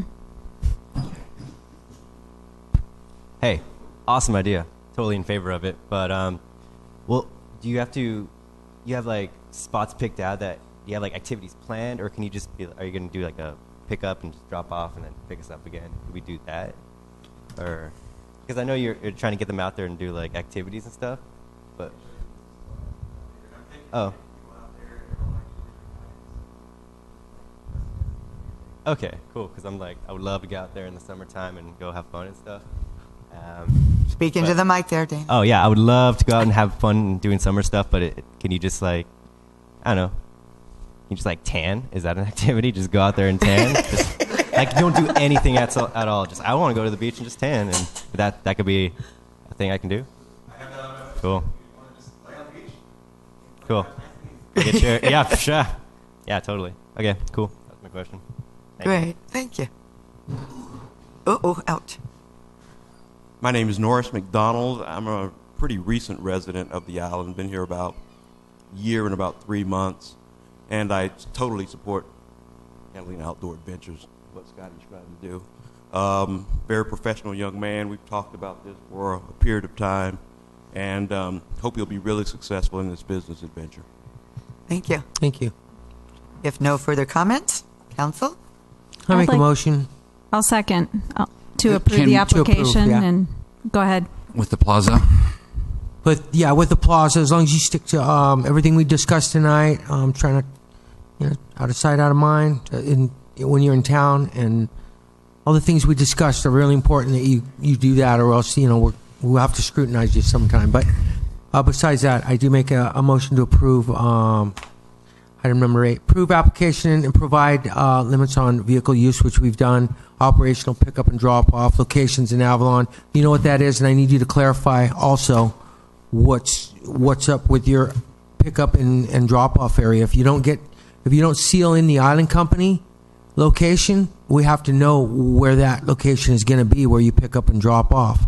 I'm going to approve it, but I shouldn't, because that is not written in stone, and that's really important that you do that. Because you condition it.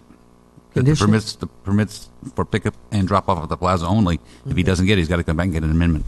Okay, we'll do that then. All right, so work on that. Talk to Colliard. I'm sure he'll probably accommodate your needs. It'll be good for them and good for you and good for us.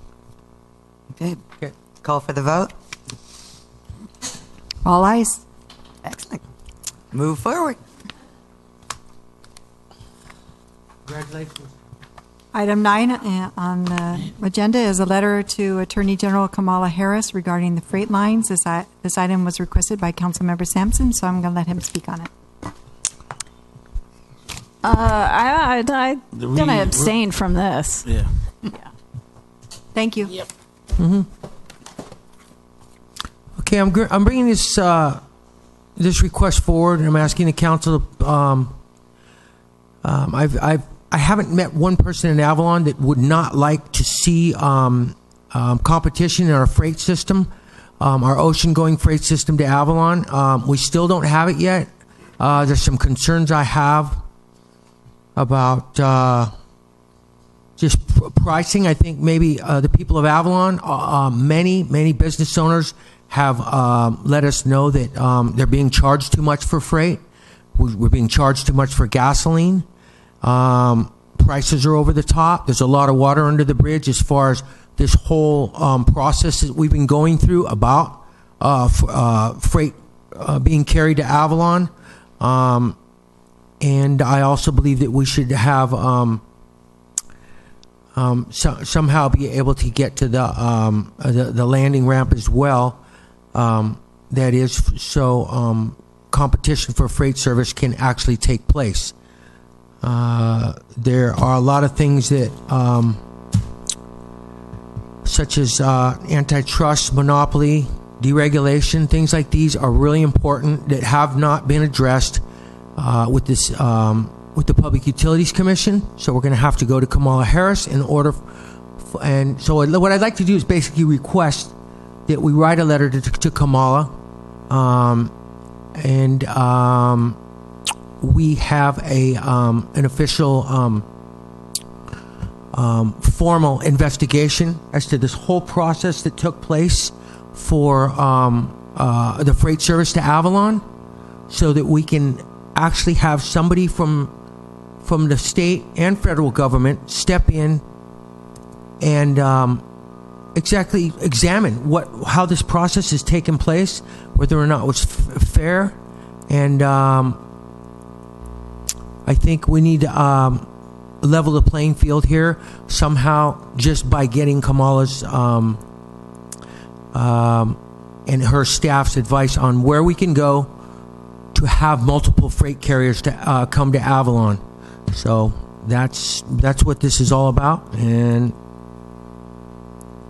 I'd like to see that. I'd like to see that done sooner than later. I do have some ideas about what I'd like the letter to say, but I'd like to bring that forward first to see if we can get the votes that we need to pass this through the city council here. So, with that being said,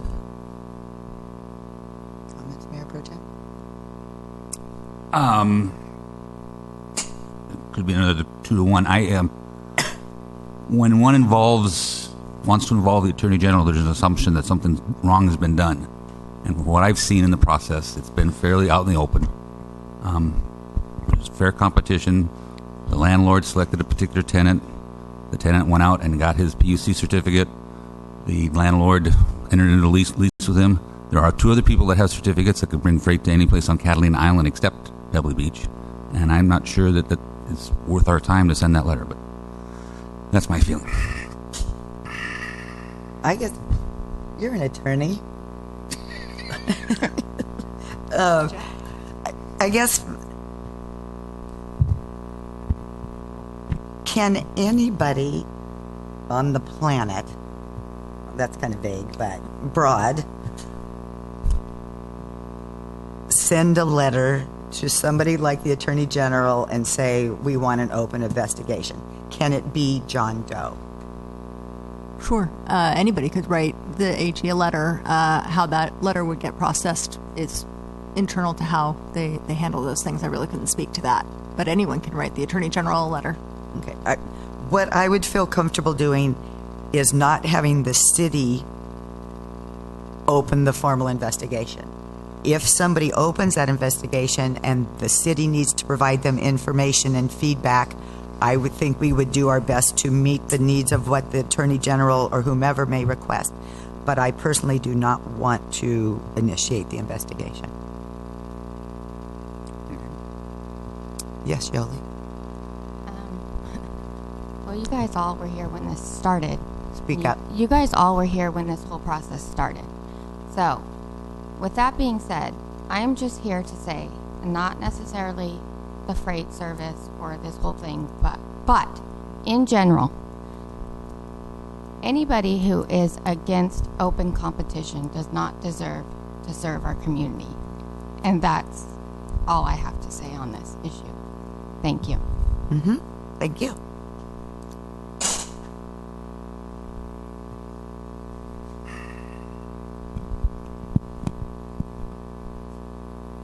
Good evening. Good evening. Honorable Mayor, council members. First, I want to thank the council for the support that you've provided over the last 2 years as it pertains to the freight issues. There have been many healthy discussions on the topic, and together we've made notable progress in creating a competitive market. While there is a new freight operator providing service, open competition to the community of Avalon remains a viable option, and we are still fully committed to making that a reality. We are at a natural point in this process. To do a quick recap, on February 25th, the PUC granted certificates to multiple carriers and openly supported, very strongly, open competition for the city of Avalon in regards to freight service. We were one of those people that received certificates. On March 1st, Curtin Maritime reached out again to the Island Company and requested access to the essential facilities at Pebbly Beach. On March 16th, we were denied. On April 1st, we reached out to the new leaseholder, Avalon Freight, and requested access again as per PUC codes to essential facilities at Pebbly Beach. Why are these results important for everyone to understand? PUC Commissioner Sandoval said it best on February 25th at the PUC hearing. If indeed Avalon Freight were to basically collude with the dock owner in a way to deny reasonable access to Curtin Maritime, I think that is an issue that should trigger immediate investigation by this commission, as well as it would raise antitrust issues. I'm going to go ahead and read that again. This is a PUC commissioner, a direct quote. If indeed Avalon Freight were to basically collude with the dock owner in a way to deny reasonable access to Curtin Maritime, I think that would be an issue that should trigger immediate investigation by this commission, as well as it would raise antitrust issues. I'm here to ask the City Council to do your duty as elected officials and send a letter to the State Attorney Generals requesting their input. We're not asking for an investigation. We're not asking for anything else. We're asking for you guys to request a ruling on what the AG thinks should happen for the City of Avalon in this situation. The State Attorney General's office is the person that will come and provide information for antitrust issues in regards to open competition for freight. We've already established that the PUC wants open competition for Avalon. We've encouraged similar anti-competitive situations in the past, and it has discouraged business expansions in this community. As the PUC Commissioner Mike Flores stated at the same meeting on the 25th, we are dealing with the common ownership of various companies in what looks to be an economic hammerlock on the economy of Catalina Island. This was not after his strong distaste of the way the docking situation was being handled. The question now, does the city want to pursue every opportunity to protect its citizens and businesses? Or does the city want to stand by and let the local economy become reliant on only a handful of privileged people that are lucky enough to be allowed to do business in this town. Mayor, you once stated the lifeblood of this community is its businesses, and I couldn't agree more. The effort for open competition is pro-business. It's pro-community. Although the process is long and it may not seem easy at times, we cannot give up. This council must do what is right for the citizens and this community by seeing this process through. And now that means engaging the AG for their input. This request to the AG represents the city's desire to finally get a decision on this matter. The city has nothing to lose by requesting the AG's input. This is a resource that is available to you as a city, and ultimately I fully expect you guys to utilize it. I thank you so much for your guys' support in this, and thank you for your time. Okay, with that said, let's forget about the formal investigation. Let's just write the Attorney General a letter, and as my agenda item speaks of here, I was just asking for a directive. Let's just write her a letter on the city letterhead asking her for a directive. That's it. It's not an investigation then, because that's the word that seemed to bother you. Annie, was an investigation. Because if anybody can generate the investigation, I don't feel comfortable with us doing it. I am not exactly sure when you say a ruling on what the AG thinks, because between you, let's say if it's you and me, and I guess the city attorney, we would need to be figuring out what the question is based on what we would put in that letter. That letter could be quite lengthy, I would think, because you're saying, well, this is what has happened, this is what, kind of like what Martin has read. I mean, I'm assuming that's the kind of stuff you would want to put in the letter, like the CPUC said this, and so we're asking her for a directive so we could have open competition here, so we could have multiple freight carriers. That's it. That we're being denied of right now. We're being denied by... I'm just not quite sure how to...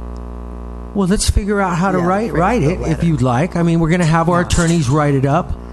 We're going to give them the input that we need.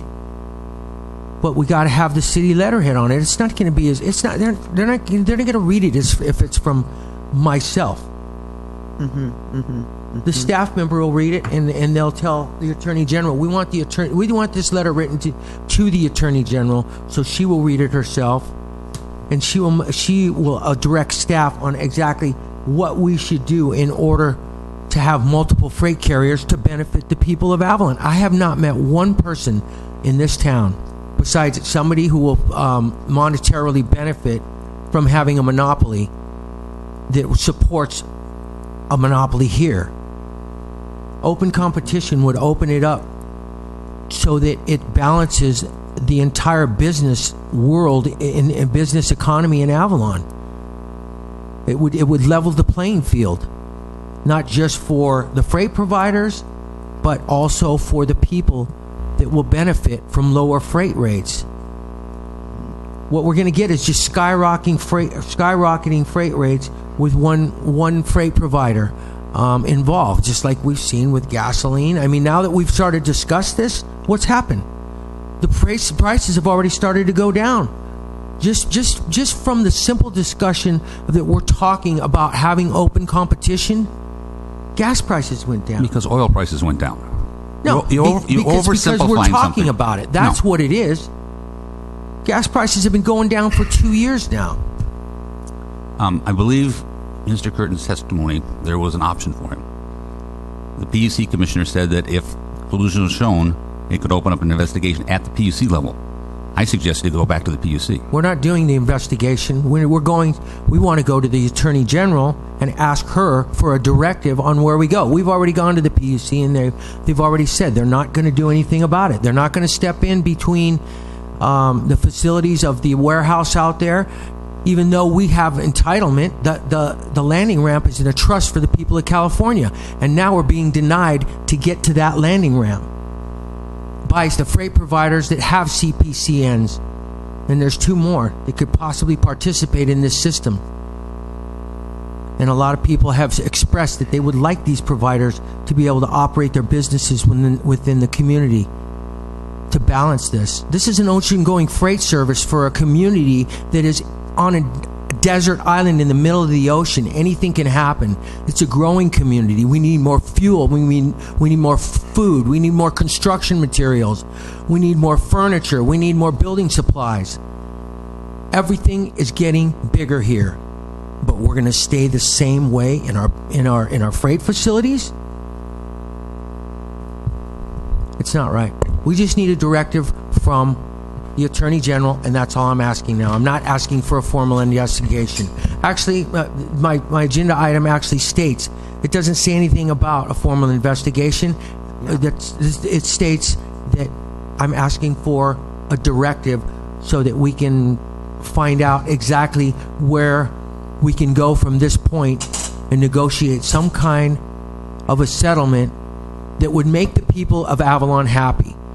That's what this is about. This is about the people of Avalon. It's not about a monopoly. It's not about this gentleman's business or Avalon Freight Service. It's about providing a better service and a lower cost utility to the people of Avalon. It's not just the freight utility. It's also the water utility, which if we go into stage 3, we're going to be needing water from those freight providers. It's also our energy facilities. Every single gallon of diesel fuel that is brought over here, which is pretty much almost 3 million gallons a year, from what I understand, of diesel fuel is shipped over there. And if we could have just like a 50-cent lowering of that fuel, even 10 cents per gallon, that might reflect on the cost of our energy that we're providing over here. So this is going to benefit everybody, and everybody wants it as well. Can I say something? I feel like I'm in the twilight zone here. There's actually confusion over this. It's like, getting hit by a car and standing in the street. There you are, bleeding, broken bones, and you don't go to the doctor because you're confused. Well, somebody takes you to the doctor, normally in that case. But, here we are in responsible positions as city council members. There's no confusion here to anybody in town that isn't politically or financially involved with this situation, or somehow a family member or whatever. But I can't believe what I'm hearing, that there's any confusion about this. And I know in politics we agree to disagree on many things. This is a brick wall. There's no room for disagreement unless there's a political position or a connection or a financial connection here. And this is appalling to me that I'm hearing any hesitation at all. Well, it really is. Okay. Well, Joseph, paragraph 4 says the letter requested would ask the Attorney General to open a formal investigation to the Santa Catalina Island Company control over the Pebble Beach, blah, blah, blah, blah, blah. So that's what that says. Okay, well, let's remove that paragraph then, and let's go back up to the first paragraph. It's just asking for a directive on what the City of Avalon needs to do to have multiple freight carriers servicing the City of Avalon at the Pebble Beach Road location. For the AG to do that, they're going to have to open an investigation. Otherwise, they'll have no basis. We're not going to ask her to open an investigation. She can do whatever she wants. We just want to give her we just want to ask her for a directive then. Okay. If that's the one thing that bothered you about this letter, but let me make another statement that, and it's not bothering me, but that's what I'm saying. If we write a letter, I want to be clear, because the directive says on what the City of Avalon needs to do to have multiple freight carriers, and I don't think it's what the City of Avalon has to do. I don't think it's that. We don't own anything, so Can the attorney help out here? I'm not sure what you want me to say. This actually has gotten a little bit out of control. This actually isn't a question and answer, so we need to actually take the public comment and then close that part so you guys can have your discussion. Okay, sorry. And then if there's a question that you want me to answer, I'll do my best. Again, we can send a letter to the Attorney General's office. What she may or may not do with it, I really can't speak to. Right, okay. So, make your comment, I'm sorry. So, Oli, can you answer a question? Why is it that you are against open competition? I'm not against open competition. I'm against somebody's property rights being denied. Denied, but in the state of California, it says they have a right of way. They don't have a right of way. The Constitution says that, but it's not interpreted as that. I've been through this at Two Harbors. The state can lease tidelands to people. They've done it. They do it all the piers up and down the coast. They do it to the ramp. If you want to speak to it, speak from authority. Speak with knowledge. Also, Mike, I have no financial interest in anything that the company does. I don't get any money from them. I have no political interest in that. Thank you for letting us know after the fact. I have filed my 700 form every year. Yeah. Okay. This is getting off. Okay. So, any other comments before we discuss further? Okay. So you say that the city asking for a directive on what the city of Avalon needs to do to have multiple freight carriers. So you're saying that we don't have any say so at all what goes on in our community. I guess what I'm. You're the mayor of the community. You do have a say so on what goes on here. I know, but I guess help me out here. I'm having a hard time when it says when you're saying what the city needs to do to have multiple freight carriers. I guess I don't know that it's what the city needs to do. It's what the landholder or needs to do. I don't know. If I'm understanding your question, you're not sure what our role would be. Yeah. It's an issue between a private landholder who has a right to the landing ramp and his tenants. Right. And so your question is, what is it that you anticipate the city to be able to do? No, it's that landing ramp is the people's landing ramp. It's not the private landholder's landing ramp. It's in a trust. It's the State Lands Commission has it in a trust. People of California own that ramp. Again, I have not researched this issue at this point, but my understanding is that maybe we should have had another attorney come in that does know something about these issues. Let's be polite. Polite? Are you kidding? We're fighting for our lives here. Councilmember Sampson, I'm happy to go back and research this issue, or we can, continue it and have Mr. Campbell research it for you. I think the question that the mayor has asked me is what I'm trying to answer is what exactly is the city's role, and I'm not aware, based on the facts as I understand them, that we have an active role. If you have one, we'd be happy to look into that. Or we could go out and develop a ramp. Our own ramp. Yes, Mr. Curtin. Mr. Mayor. Again, just my opinion here. You have a situation where you have a city and you have citizens here, and these people are looking to the city to protect their interests. When an individual writes a letter as an individual, it doesn't carry nearly as much weight on any specific topic than if a city council writes it. That's why I come before you and request these agenda items. If you guys want the opportunity to have open competition for your citizens, then the city has to be active. It doesn't mean that you have to own land. It doesn't mean that you guys have to do anything other than just say, hey, we want to know what the AG's take is on this situation. That's it. Doesn't mean that you need to point fingers. It's just a simple deal. If you guys want to look out for your citizens and say, you know what, everybody that I've seen on the street says they want the opportunity to pick their own freight provider from multiple people, then the city has to be active in that. Ultimately, I've been carrying the water on this entire deal, and we're going to continue to do it.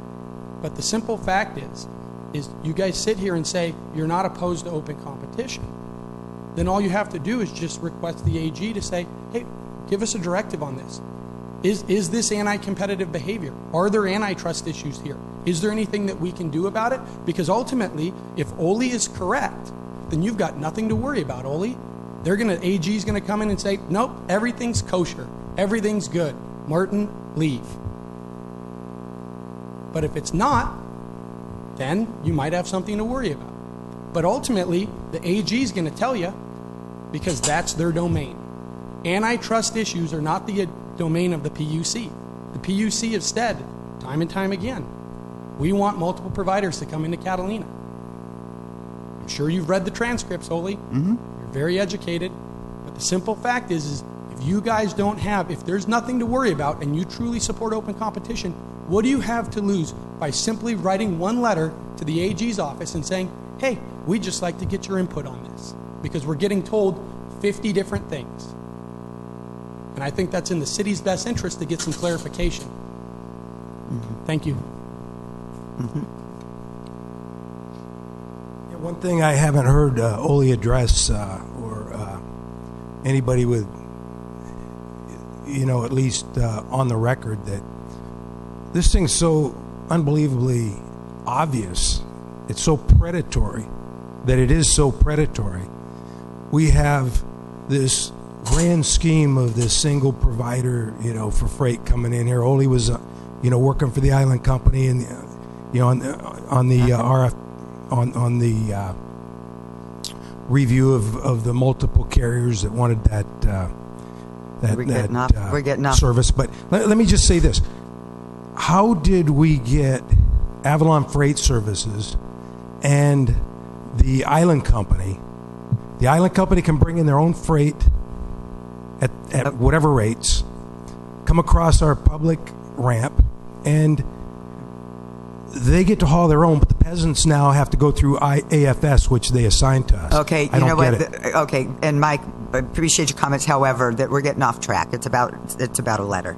So, and this isn't supposed to be a banter. So, again, Martin, you stated quite simply. so. Again, I didn't like the investigation, and I don't know what the whole thing about what the city needs to do, but if it could be as simple as what they think about the situation. I don't know that they already don't know about this. I mean, I don't know if anything's already gone out, but so with that being said, if we could write a simple letter, we probably should run all this by Scott, don't you think, Denise? Yes. Okay, he'll hear this, and We'll give whatever your direction is and your final vote is. We will direct the city attorney to do exactly what you state in the letter. And we can redefine this agenda item wasn't written up exactly.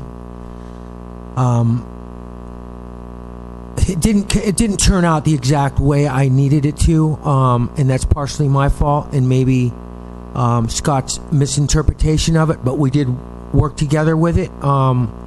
So let's make a simpler form of the letter, just asking her for a directive on what the Attorney General thinks that we should do in order to resolve our inability to achieve multiple freight carriers bringing freight to Catalina. That's it. It's pretty simple. I mean, we can talk about it. We can approve it through the three of us. Exactly what we would like this letter to read, and when Scott gets back, we can have him send this. We can have him draft this letter up, and at that point, if we agree that it's something that in its complete form and it's something that we like, then we'll send it.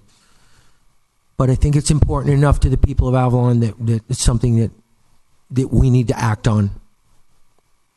Okay, is there a motion? I make a motion to approve. Clarification. Yes, go ahead. You're saying direct Scott to write the letter, then circulate it among us, and then if we approve, then he sends it. No, if the majority of the three of us approves it, we send it. No.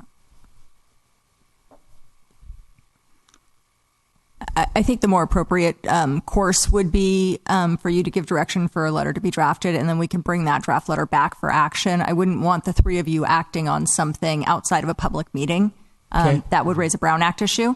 So if you wanted to direct us to come back with a draft of a letter, we could do that. I'm a little unclear as to what the letter should say. Councilmember Sampson has said you wanted the AG to tell us what we need to do to get multiple carriers. We would like to ask the AG for a directive on what we need to do to achieve multiple ocean-going freight carriers that have CPCN licenses to bring freight to Catalina. We're not able to do it for multiple reasons. We're being blocked from from bringing our freight across the area that's adjacent to the landing ramp, which is public domain. We don't have a word storehouse for the other freight providers, but I don't think that's something that we need to deal with right now.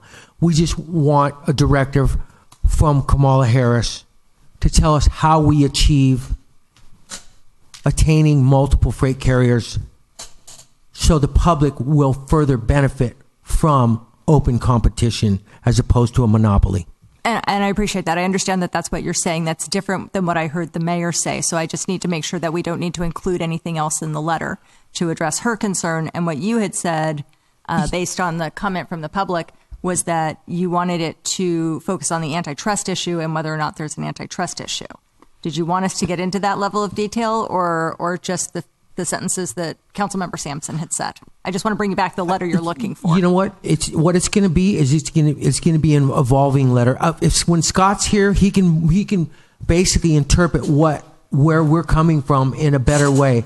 I appreciate that, but he's not here, so I'm going to need to be able to communicate to him. Right. And I just want to make sure that I'm addressing the concern the mayor raised, or if I don't need to worry about that and you're comfortable with what's been said. I just don't want him to come back and then have you guys feel like we didn't respond to you or give you the letter you were looking for. Well, maybe you can have him understand read the transcripts of these discussions. And Scott really kind of knows how my brain works and what I'm trying to say, because sometimes I just don't come out with the words that I need. And that's exactly why we have you guys and we pay you such good money in order to help us out. I appreciate that, and I'm right with you on that part. Yeah. My question is directed to the mayor to make sure that I didn't miss anything that she wanted, because she's the second to your motion, so I need to make sure that we address her concern also. At least I think I heard you were the second to the motion. Because I guess I don't understand in the letter, and I don't mean to be belaboring this, but so in the letter you say something like, over the last so many months, this is what has happened, this is what has transpired, and blah, blah, blah. And we just want to know what you think about this situation. Because I get... That's the letter I heard you describe. Yeah. And that's a little bit different than the letter that Councilmember Sampson is describing. So I need to know if it's one, the other, or both. So we're asking her for direction. We're asking, not... Direction as to the antitrust issue? As to the antitrust and the multiple freight carrying issue, the monopoly. So antitrust, monopoly. Those are strong words, but the bottom line is it's kind of the monopoly is what we have. I'm not sure about the antitrust. We need to get outside of that and give the people a little something better than those two words, because they don't want that. They don't want antitrust, and they don't want monopoly. They want multiple freight carriers, and they want competition. They want a level playing field. It's a public utility, and it affects everybody on this island, especially the people that don't have a voice right now.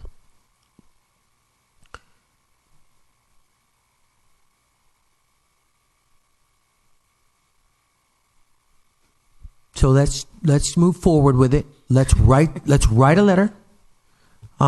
When Scott gets back, have him put his input in it, because he knows the nuances of the council's dialogue.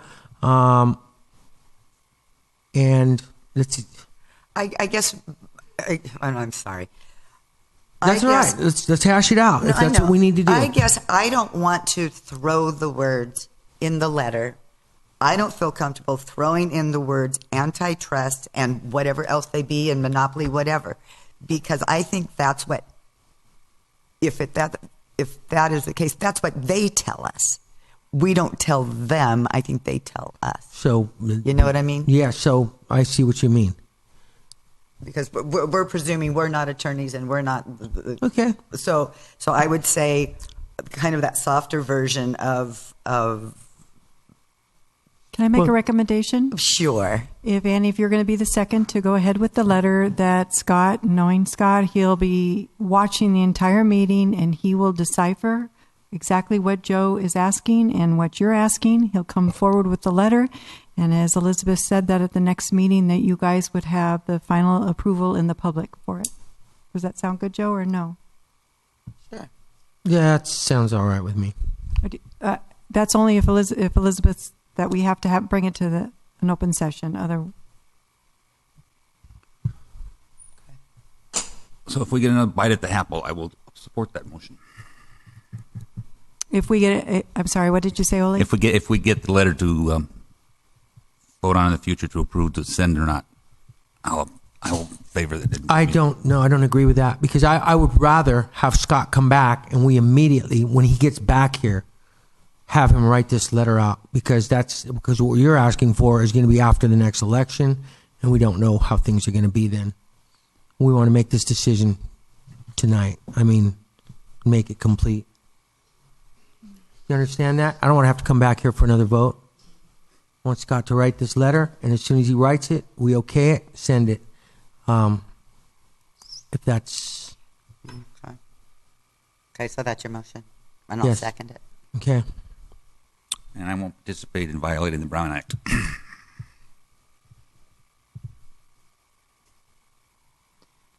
Because by taking action outside of this meeting... That's what she was saying. Yeah, you're violating the Brown Act. Okay, well... What do you mean? We just wrote a letter about... Didn't we just write a letter that we redefined after it was approved? Okay, so then it be changed so that whatever was said that we'd all three, depending on how the vote goes, if there's a dissenting vote, that they're not involved in reviewing the letter, like we've done with the others. Okay, that's fine. There is a dissenting vote, as far as I can see, and well, we don't know that yet. There could be okay. So if there is a dissenting vote, then so how about we make the motion that we're going to draft the letter and two people will serve as, for lack of a better term, an ad hoc committee to review the letter and clarify it with Mr. Campbell before it's sent out. Yeah. Absolutely. Does that work? Yep. Okay. Okay, let's call for the vote.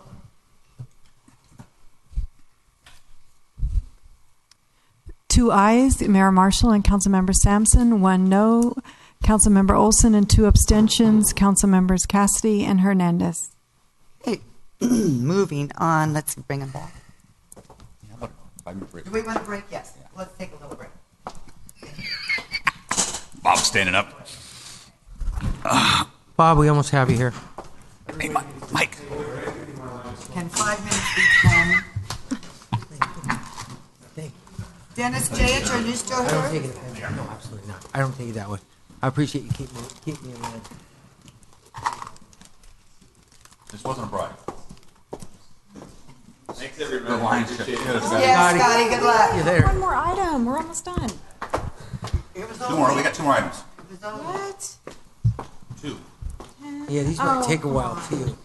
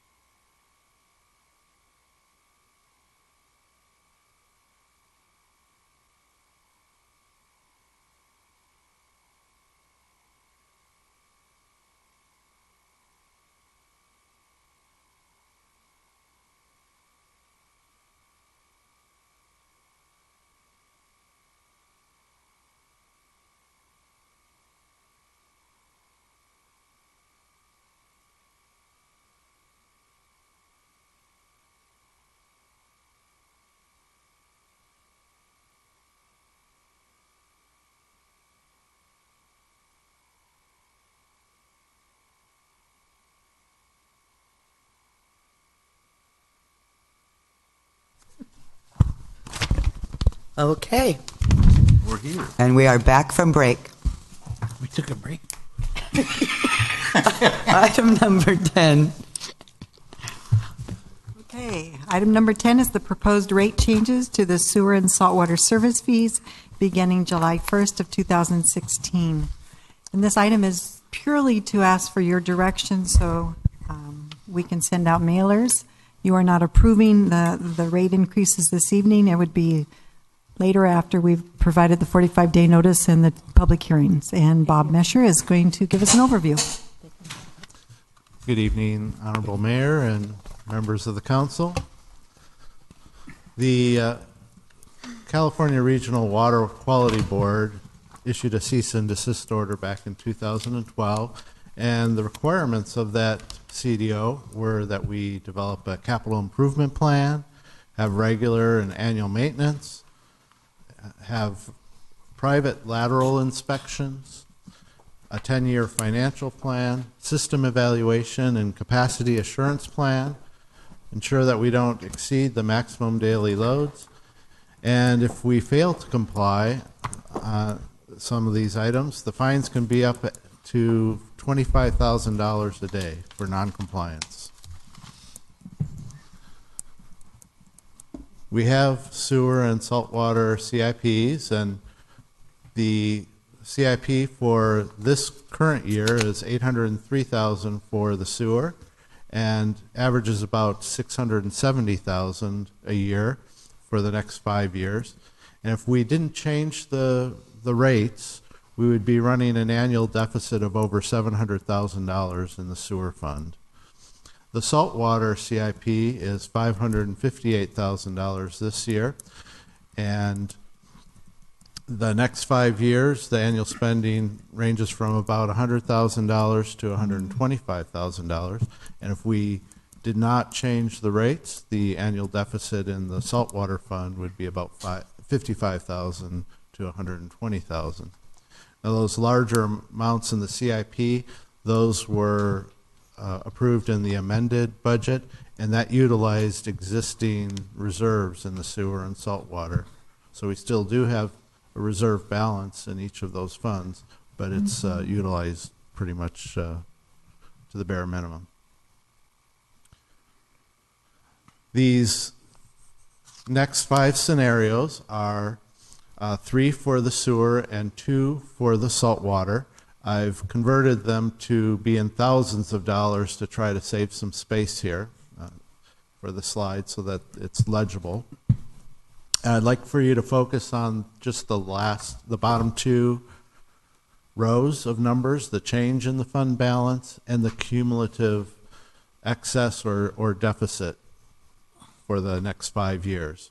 This first scenario is for the sewer fund, and this is the scenario where rates are not changed at all, and shows that we would be running a deficit that would accumulate to up to almost $4 million in the next 5 years, and that we just would not be able to sustain that and be able to be in compliance with the CDO. Scenario B is resolving the deficit problem all in 1 year, where we would raise rates to fund all of the capital expenditures that are needed this year, next year, and if we kept the rates at that level and raised them slightly in future years, the fund balance would be about break even to where it is right now. Scenario C is the option in between, where we're gradually raising rates over a couple of years, and the deficit next year would be projected to be about $360,000. That would have to be funded through the remaining reserve, which is about $150,000 projected at the end of this year, and the remainder would have to be temporarily filled from the general fund. But over years, if we just increase rates to increase our revenues over the next 5 years, you can see that the cumulative excess or deficit would be about break even by the end of 5 years. Now let's look at the saltwater fund. The first scenario for the saltwater fund is scenario D. And again, this is if we did not change rates, but continued with our CIP and current operating expenses. The initial deficit would be about $55,000 next year, and would accumulate to about $450,000 by the end of 5 years if we don't change the rates. And the capital expenditures are just for routine infrastructure improvements. Scenario E is an increase in rates that would be able to sustain the capital improvements and operating expenses so that the change in the fund balance would be about break even.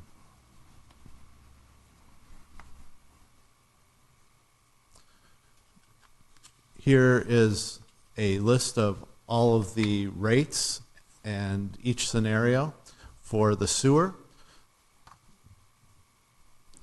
Just looking at the residential row, it's highlighted. The current rate for residential sewer is $547.38, and that is collected via the Los Angeles County property tax bill. Scenario B, which was the scenario where the revenues would increase and be sufficient for future years and handle the capital expenditures, the rate would need to be around $766 for the residential sewer. And scenario C is in between, where the rate would be proposed to gradually increase and be about halfway between A and B. And the rate would be $656.86. I have the month divided by 12, the monthly rates are there. And then for the saltwater, again, scenario D is the current rate, $192.60 for residential. The scenario E is proposing $211.86 for residential, and that would be sufficient revenues to fund the operating expenses and planned capital expenditures. For the fiscal impact, staff's recommending the rates to achieve revenues in scenarios C and E. C was the gradual increase to avoid having a shock on the ratepayers, and E is the recommended rate for saltwater to fund the operating expenses and capital expenditures. Just to remind you of the requirements for Proposition 218. Proposition 218 requires that rates must be based on the actual cost of service. The notices must be mailed at least 45 days before a public hearing. The proposed rates are considered rejected if the majority of the ratepayers protest, and a public hearing must be held, and the rates would be effective 30 days after the adoption of the ordinance. So the next steps would be to mail the notices to all the property owners by April 23rd, hold a public hearing and the first reading of the ordinance on June 7th, have a second reading of the ordinance on June 21st, submit the rates to the county before their deadline, and perform a cost of service and rate study and present results before the end of this year. That's a separate item, but just to give you a heads up of what our plans are. And then it's good practice to annually review the cost of service and revenue requirements. So these rates would become effective next property tax bill. It would be on this next property tax roll is November, where we whatever that need is. the rates. Otherwise, we'll have insufficient funds for the required capital improvements for the sewer CDO. So our recommendation is to select service rates for the fiscal year 16-17. Staff's recommending scenario C and E. Schedule a public hearing and then direct staff to notify the property owners of the proposed rates and public hearing. And I'm available for any questions. And I'll go back to the rates just to... You said C and E? C and E. C and E. C in the This is a sewers, recommendation. C in the salt. E for salt. I know, but And there's no increase. Yeah, there's yeah, there is. All right, current is 1071, goes to 1071. This is scenario E. and D, you're right. I have up on the screen right now for Would go salt from- water. It's increasing from 100 for residential. It would increase from 192.60 to 211.86. Okay, what am I missing? That's F. That's E. Okay, but I'm reading this, and it says the current is 1605, and the E is 1605. Annie, are you on Updated one? his, I wonder if that's the updated. Are you the old on the You're old on the staff old one. report? No, this That is the says revised. revised. yes, You're but, on the revised. He's on his, He's on his. Look on the screen. Oh, but it's revised there. Right. So the increase is from 192.60 to 211.86. Okay, so that's the wrong one. Can you tell us what those percentages are? For the salt water that we're 20. looking at right now, it's about a 10% increase. Oh, 10%. For the salt water and the And the resident, sewer, scenario C is about 20%. Scenario B is about 40%. okay, and that 20% carries all the way through every one of those, whether it be residential, Correct. hotel. Yes. Okay. But we're still taking $365,000 out of the general fund to support the sewer. Yeah. No, I know it's a problem. And I'm for one to bite the bullet and get it out of the way. I mean, we would not have enough things we want to do in this community with general fund monies that we should not continue to support an enterprise fund or the sewer fund from general fund monies. I agree with you. So that would be B. Oh, you want to go B? I want us to stop subsidizing the sewer fund with general fund money. Scenario B would accomplish that. Yes. Scenario B would, as Denise and I were talking about, would be ripping the Band-Aid off quickly. Real quickly. And solving the problem quickly. We should have done this a long time ago. Well, yes, they should have. A long time ago. Would that be B instead of C? Yes. Scenario B would be resolving the problem quicker. Yes. We'd have $365,000 more to spend on other things in the sewer plant in town. That's the sewer. And what about salt? Are you okay Salt's with fine. salt? Yeah, he's fine. Yeah. Yeah, and then maybe we'll have our What is, Salt money away for the rec center. yeah. is there a B and a half? Where it's not 40%, it's 30? I mean, I don't have that scenario No. prepared, but The enterprise fund needs to pay for Poor itself. Bob. We're We're asking the world of you, I'm telling you. yeah. Yeah. How about 18%? and remember, Mayor, you're only authorizing us Authorizing to go out. Right. The Remember. publication Well, I would know. state the percentage, though, so it I know, would, that's it would state what that. I like all these ideas. I think we need to cut to the chase. And it's hard, and if the public pushes back on it, we can change the scenario again. But So a hotel room goes up by, each hotel room goes up by $100. what? $110. Each hotel room? Yep. Yeah. Annually. I mean, that's the annual But it's- cost. Okay, It's yeah. annual, You're right. yeah. So that's going to be spaced out a couple bucks each time.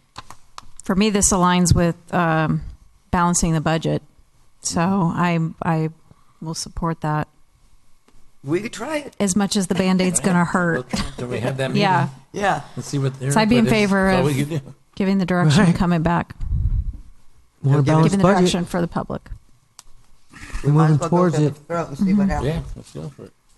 Or the pocketbook. or I whatever. respect your choice for sure, and it lightening the initial blow for sure. The staff's recommendation, absolutely. But maybe it's obvious we want to take it a step further. We appreciate you coming up with the next scenario. We got to do it, Bob. So is there direction? Move to direct the letter be prepared with B and E. Scenarios B for Sewer and E for salt. E for salt. Basically, have the funds break even.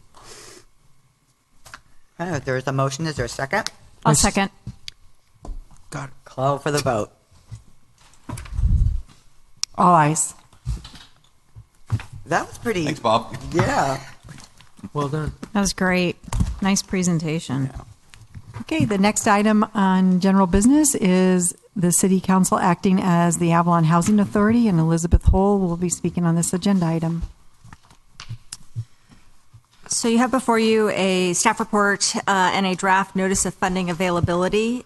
We were here a few months ago, talked generally about your housing, how much funds you had available, what your options were, and the direction that came out of that presentation was for us to draft a notice of funding availability. So we have done that, and that's before you tonight. When we do these, we just put it out on the street. We've given you a list of the larger, more well-known housing developers who we would circulate it to. And then as people talk in their industry, if other people contact us, we'd make it available to them. If you all know of any additional people who aren't on the list who you think we should add, we'd be happy to make it available to those if you choose to go forward. The NOFA talks about the funds that you have available. It presumes that someone would be able to find a site, whether that's a city-owned site or somewhere else on the island, who they could negotiate a deal with to get site control, and then make a proposal to the city. We'd review those and bring you back some recommendations. You can tell us to release this now. You can want to take it under consideration. Whatever you guys want to do. You just asked us to draft it and bring it back, so here it is. I guess I thought we were going to be getting more than this when we talked about the housing thing. What did I miss? We've talked about having an appraisal done on the property. This is the step to find out what the developers will come back and tell us. I know, but like you just said, but if we don't have land, I mean, is this premature to? No, because that developer guy then goes to the Santa Catalina Island Company and says, yeah? Okay. There was discussion last time about an appraisal, but there wasn't clear direction to go out and get that. If you want us to appraise the housing authority on land, we can do that. The only direction we got last time was to do this and then bring it back for further discussion. So if you wanted to give us that direction tonight, you couldn't, and we can go arrange for that appraisal. I thought we'd kind of talk about that appraisal, but I would like to see an appraisal on that property.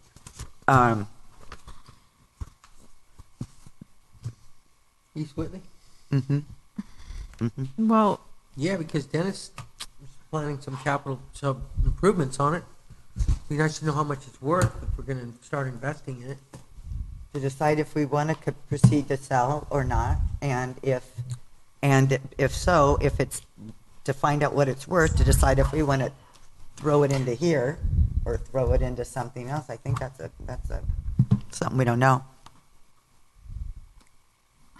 Do we have to bring that back to council before we can provide direction, or can we just? You can provide me that direction as part of this. I don't know what the rest of them think. I would like to see the if you all appraisal want done to on do the that. property.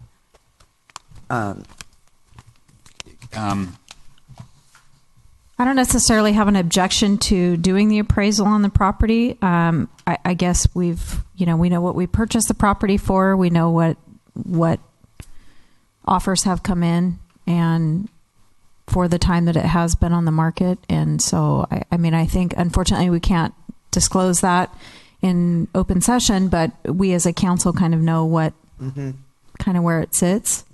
So I'm not sure that we need to expend the dollars to do that unless it's incidental. Well, having recently toured the property, an appraisal as is, where is, I don't think represents the true value of the property. I think you also need an improvement plan to get that up to a sellable position. And I think that's one of the things that Dennis was trying to do, was to come up with a budget to fix it up so that if we do market it, it's marketable as a good product as opposed to. Shows what it is. Yeah. or deciding if we discuss it further at some point, deciding if we want to buy it, or the city may want to buy it for employee housing or something else, and so that's why I think appraisal is. Okay, what comes first, the chicken or the egg, Ole? I don't know. If you want. Well, I think maybe we should accelerate Dennis's improvement plan for the facility, and so we can get a look at that and find out what that's going to cost us, and then that's true. But then go to the guys in town and find out what an unofficial appraisal might be before spending the money. Right. Because I don't think to put this out is free either. So we know we have a 3.8 and whatever, but maybe we're saying, but now we've got a 5.2 or a $12 million because the property is so valuable. So that's why I think to kind of know what the value of that property is. So because that would change the numbers on this form, wouldn't it? This would change the RFP. If you were to sell that site and those funds would then become available funds for development. And assuming we paid 2.8. So let's say we got or 2.8 or 2.9. Let's say we got that. That makes that package probably much more attractive to someone. I would think the more money, the merrier. So I guess I don't feel comfortable putting this out without knowing what we're going to do with that property, because we know at a minimum what we get attached to it already based on our closed session. But if that property was originally purchased with low and moderate income housing funds, there will be additional restrictions on how those funds can be used versus the 3.9 or so that's discussed in here as readily available cash.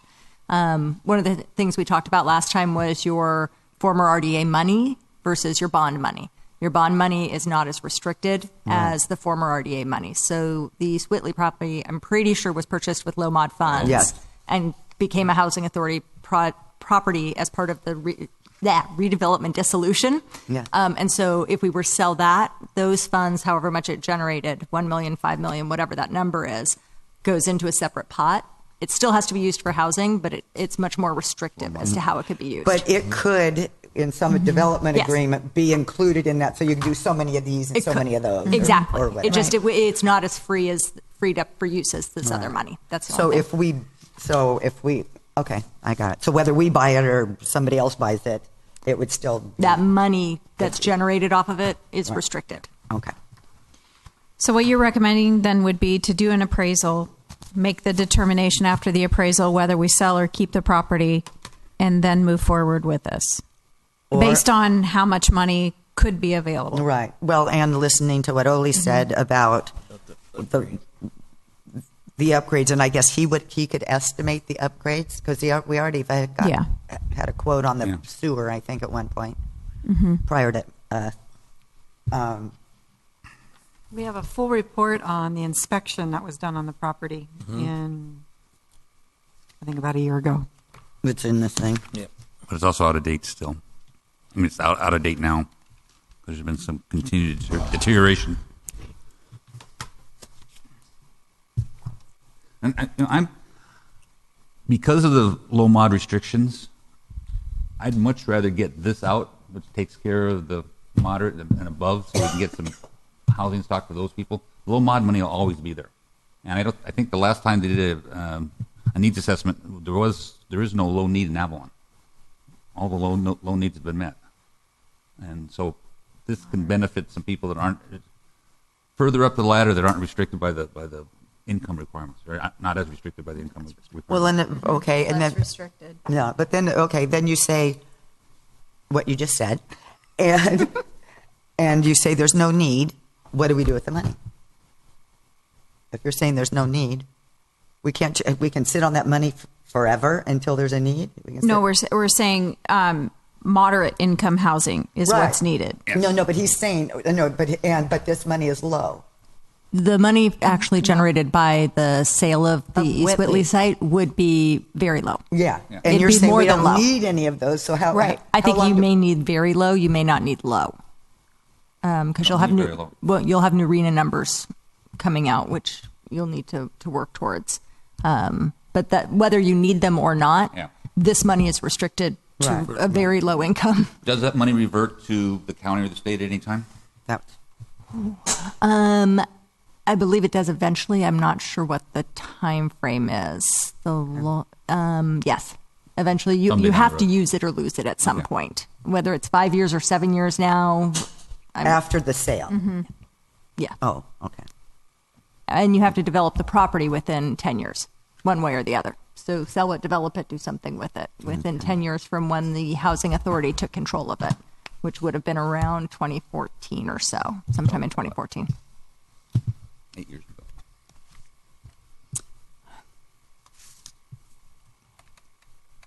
I mean, there is a cost to this, right? Doing this. You've asked for it to be prepared, so those costs have been incurred, and then it's just a circulation cost. Okay. There is a cost for anybody who responds to it.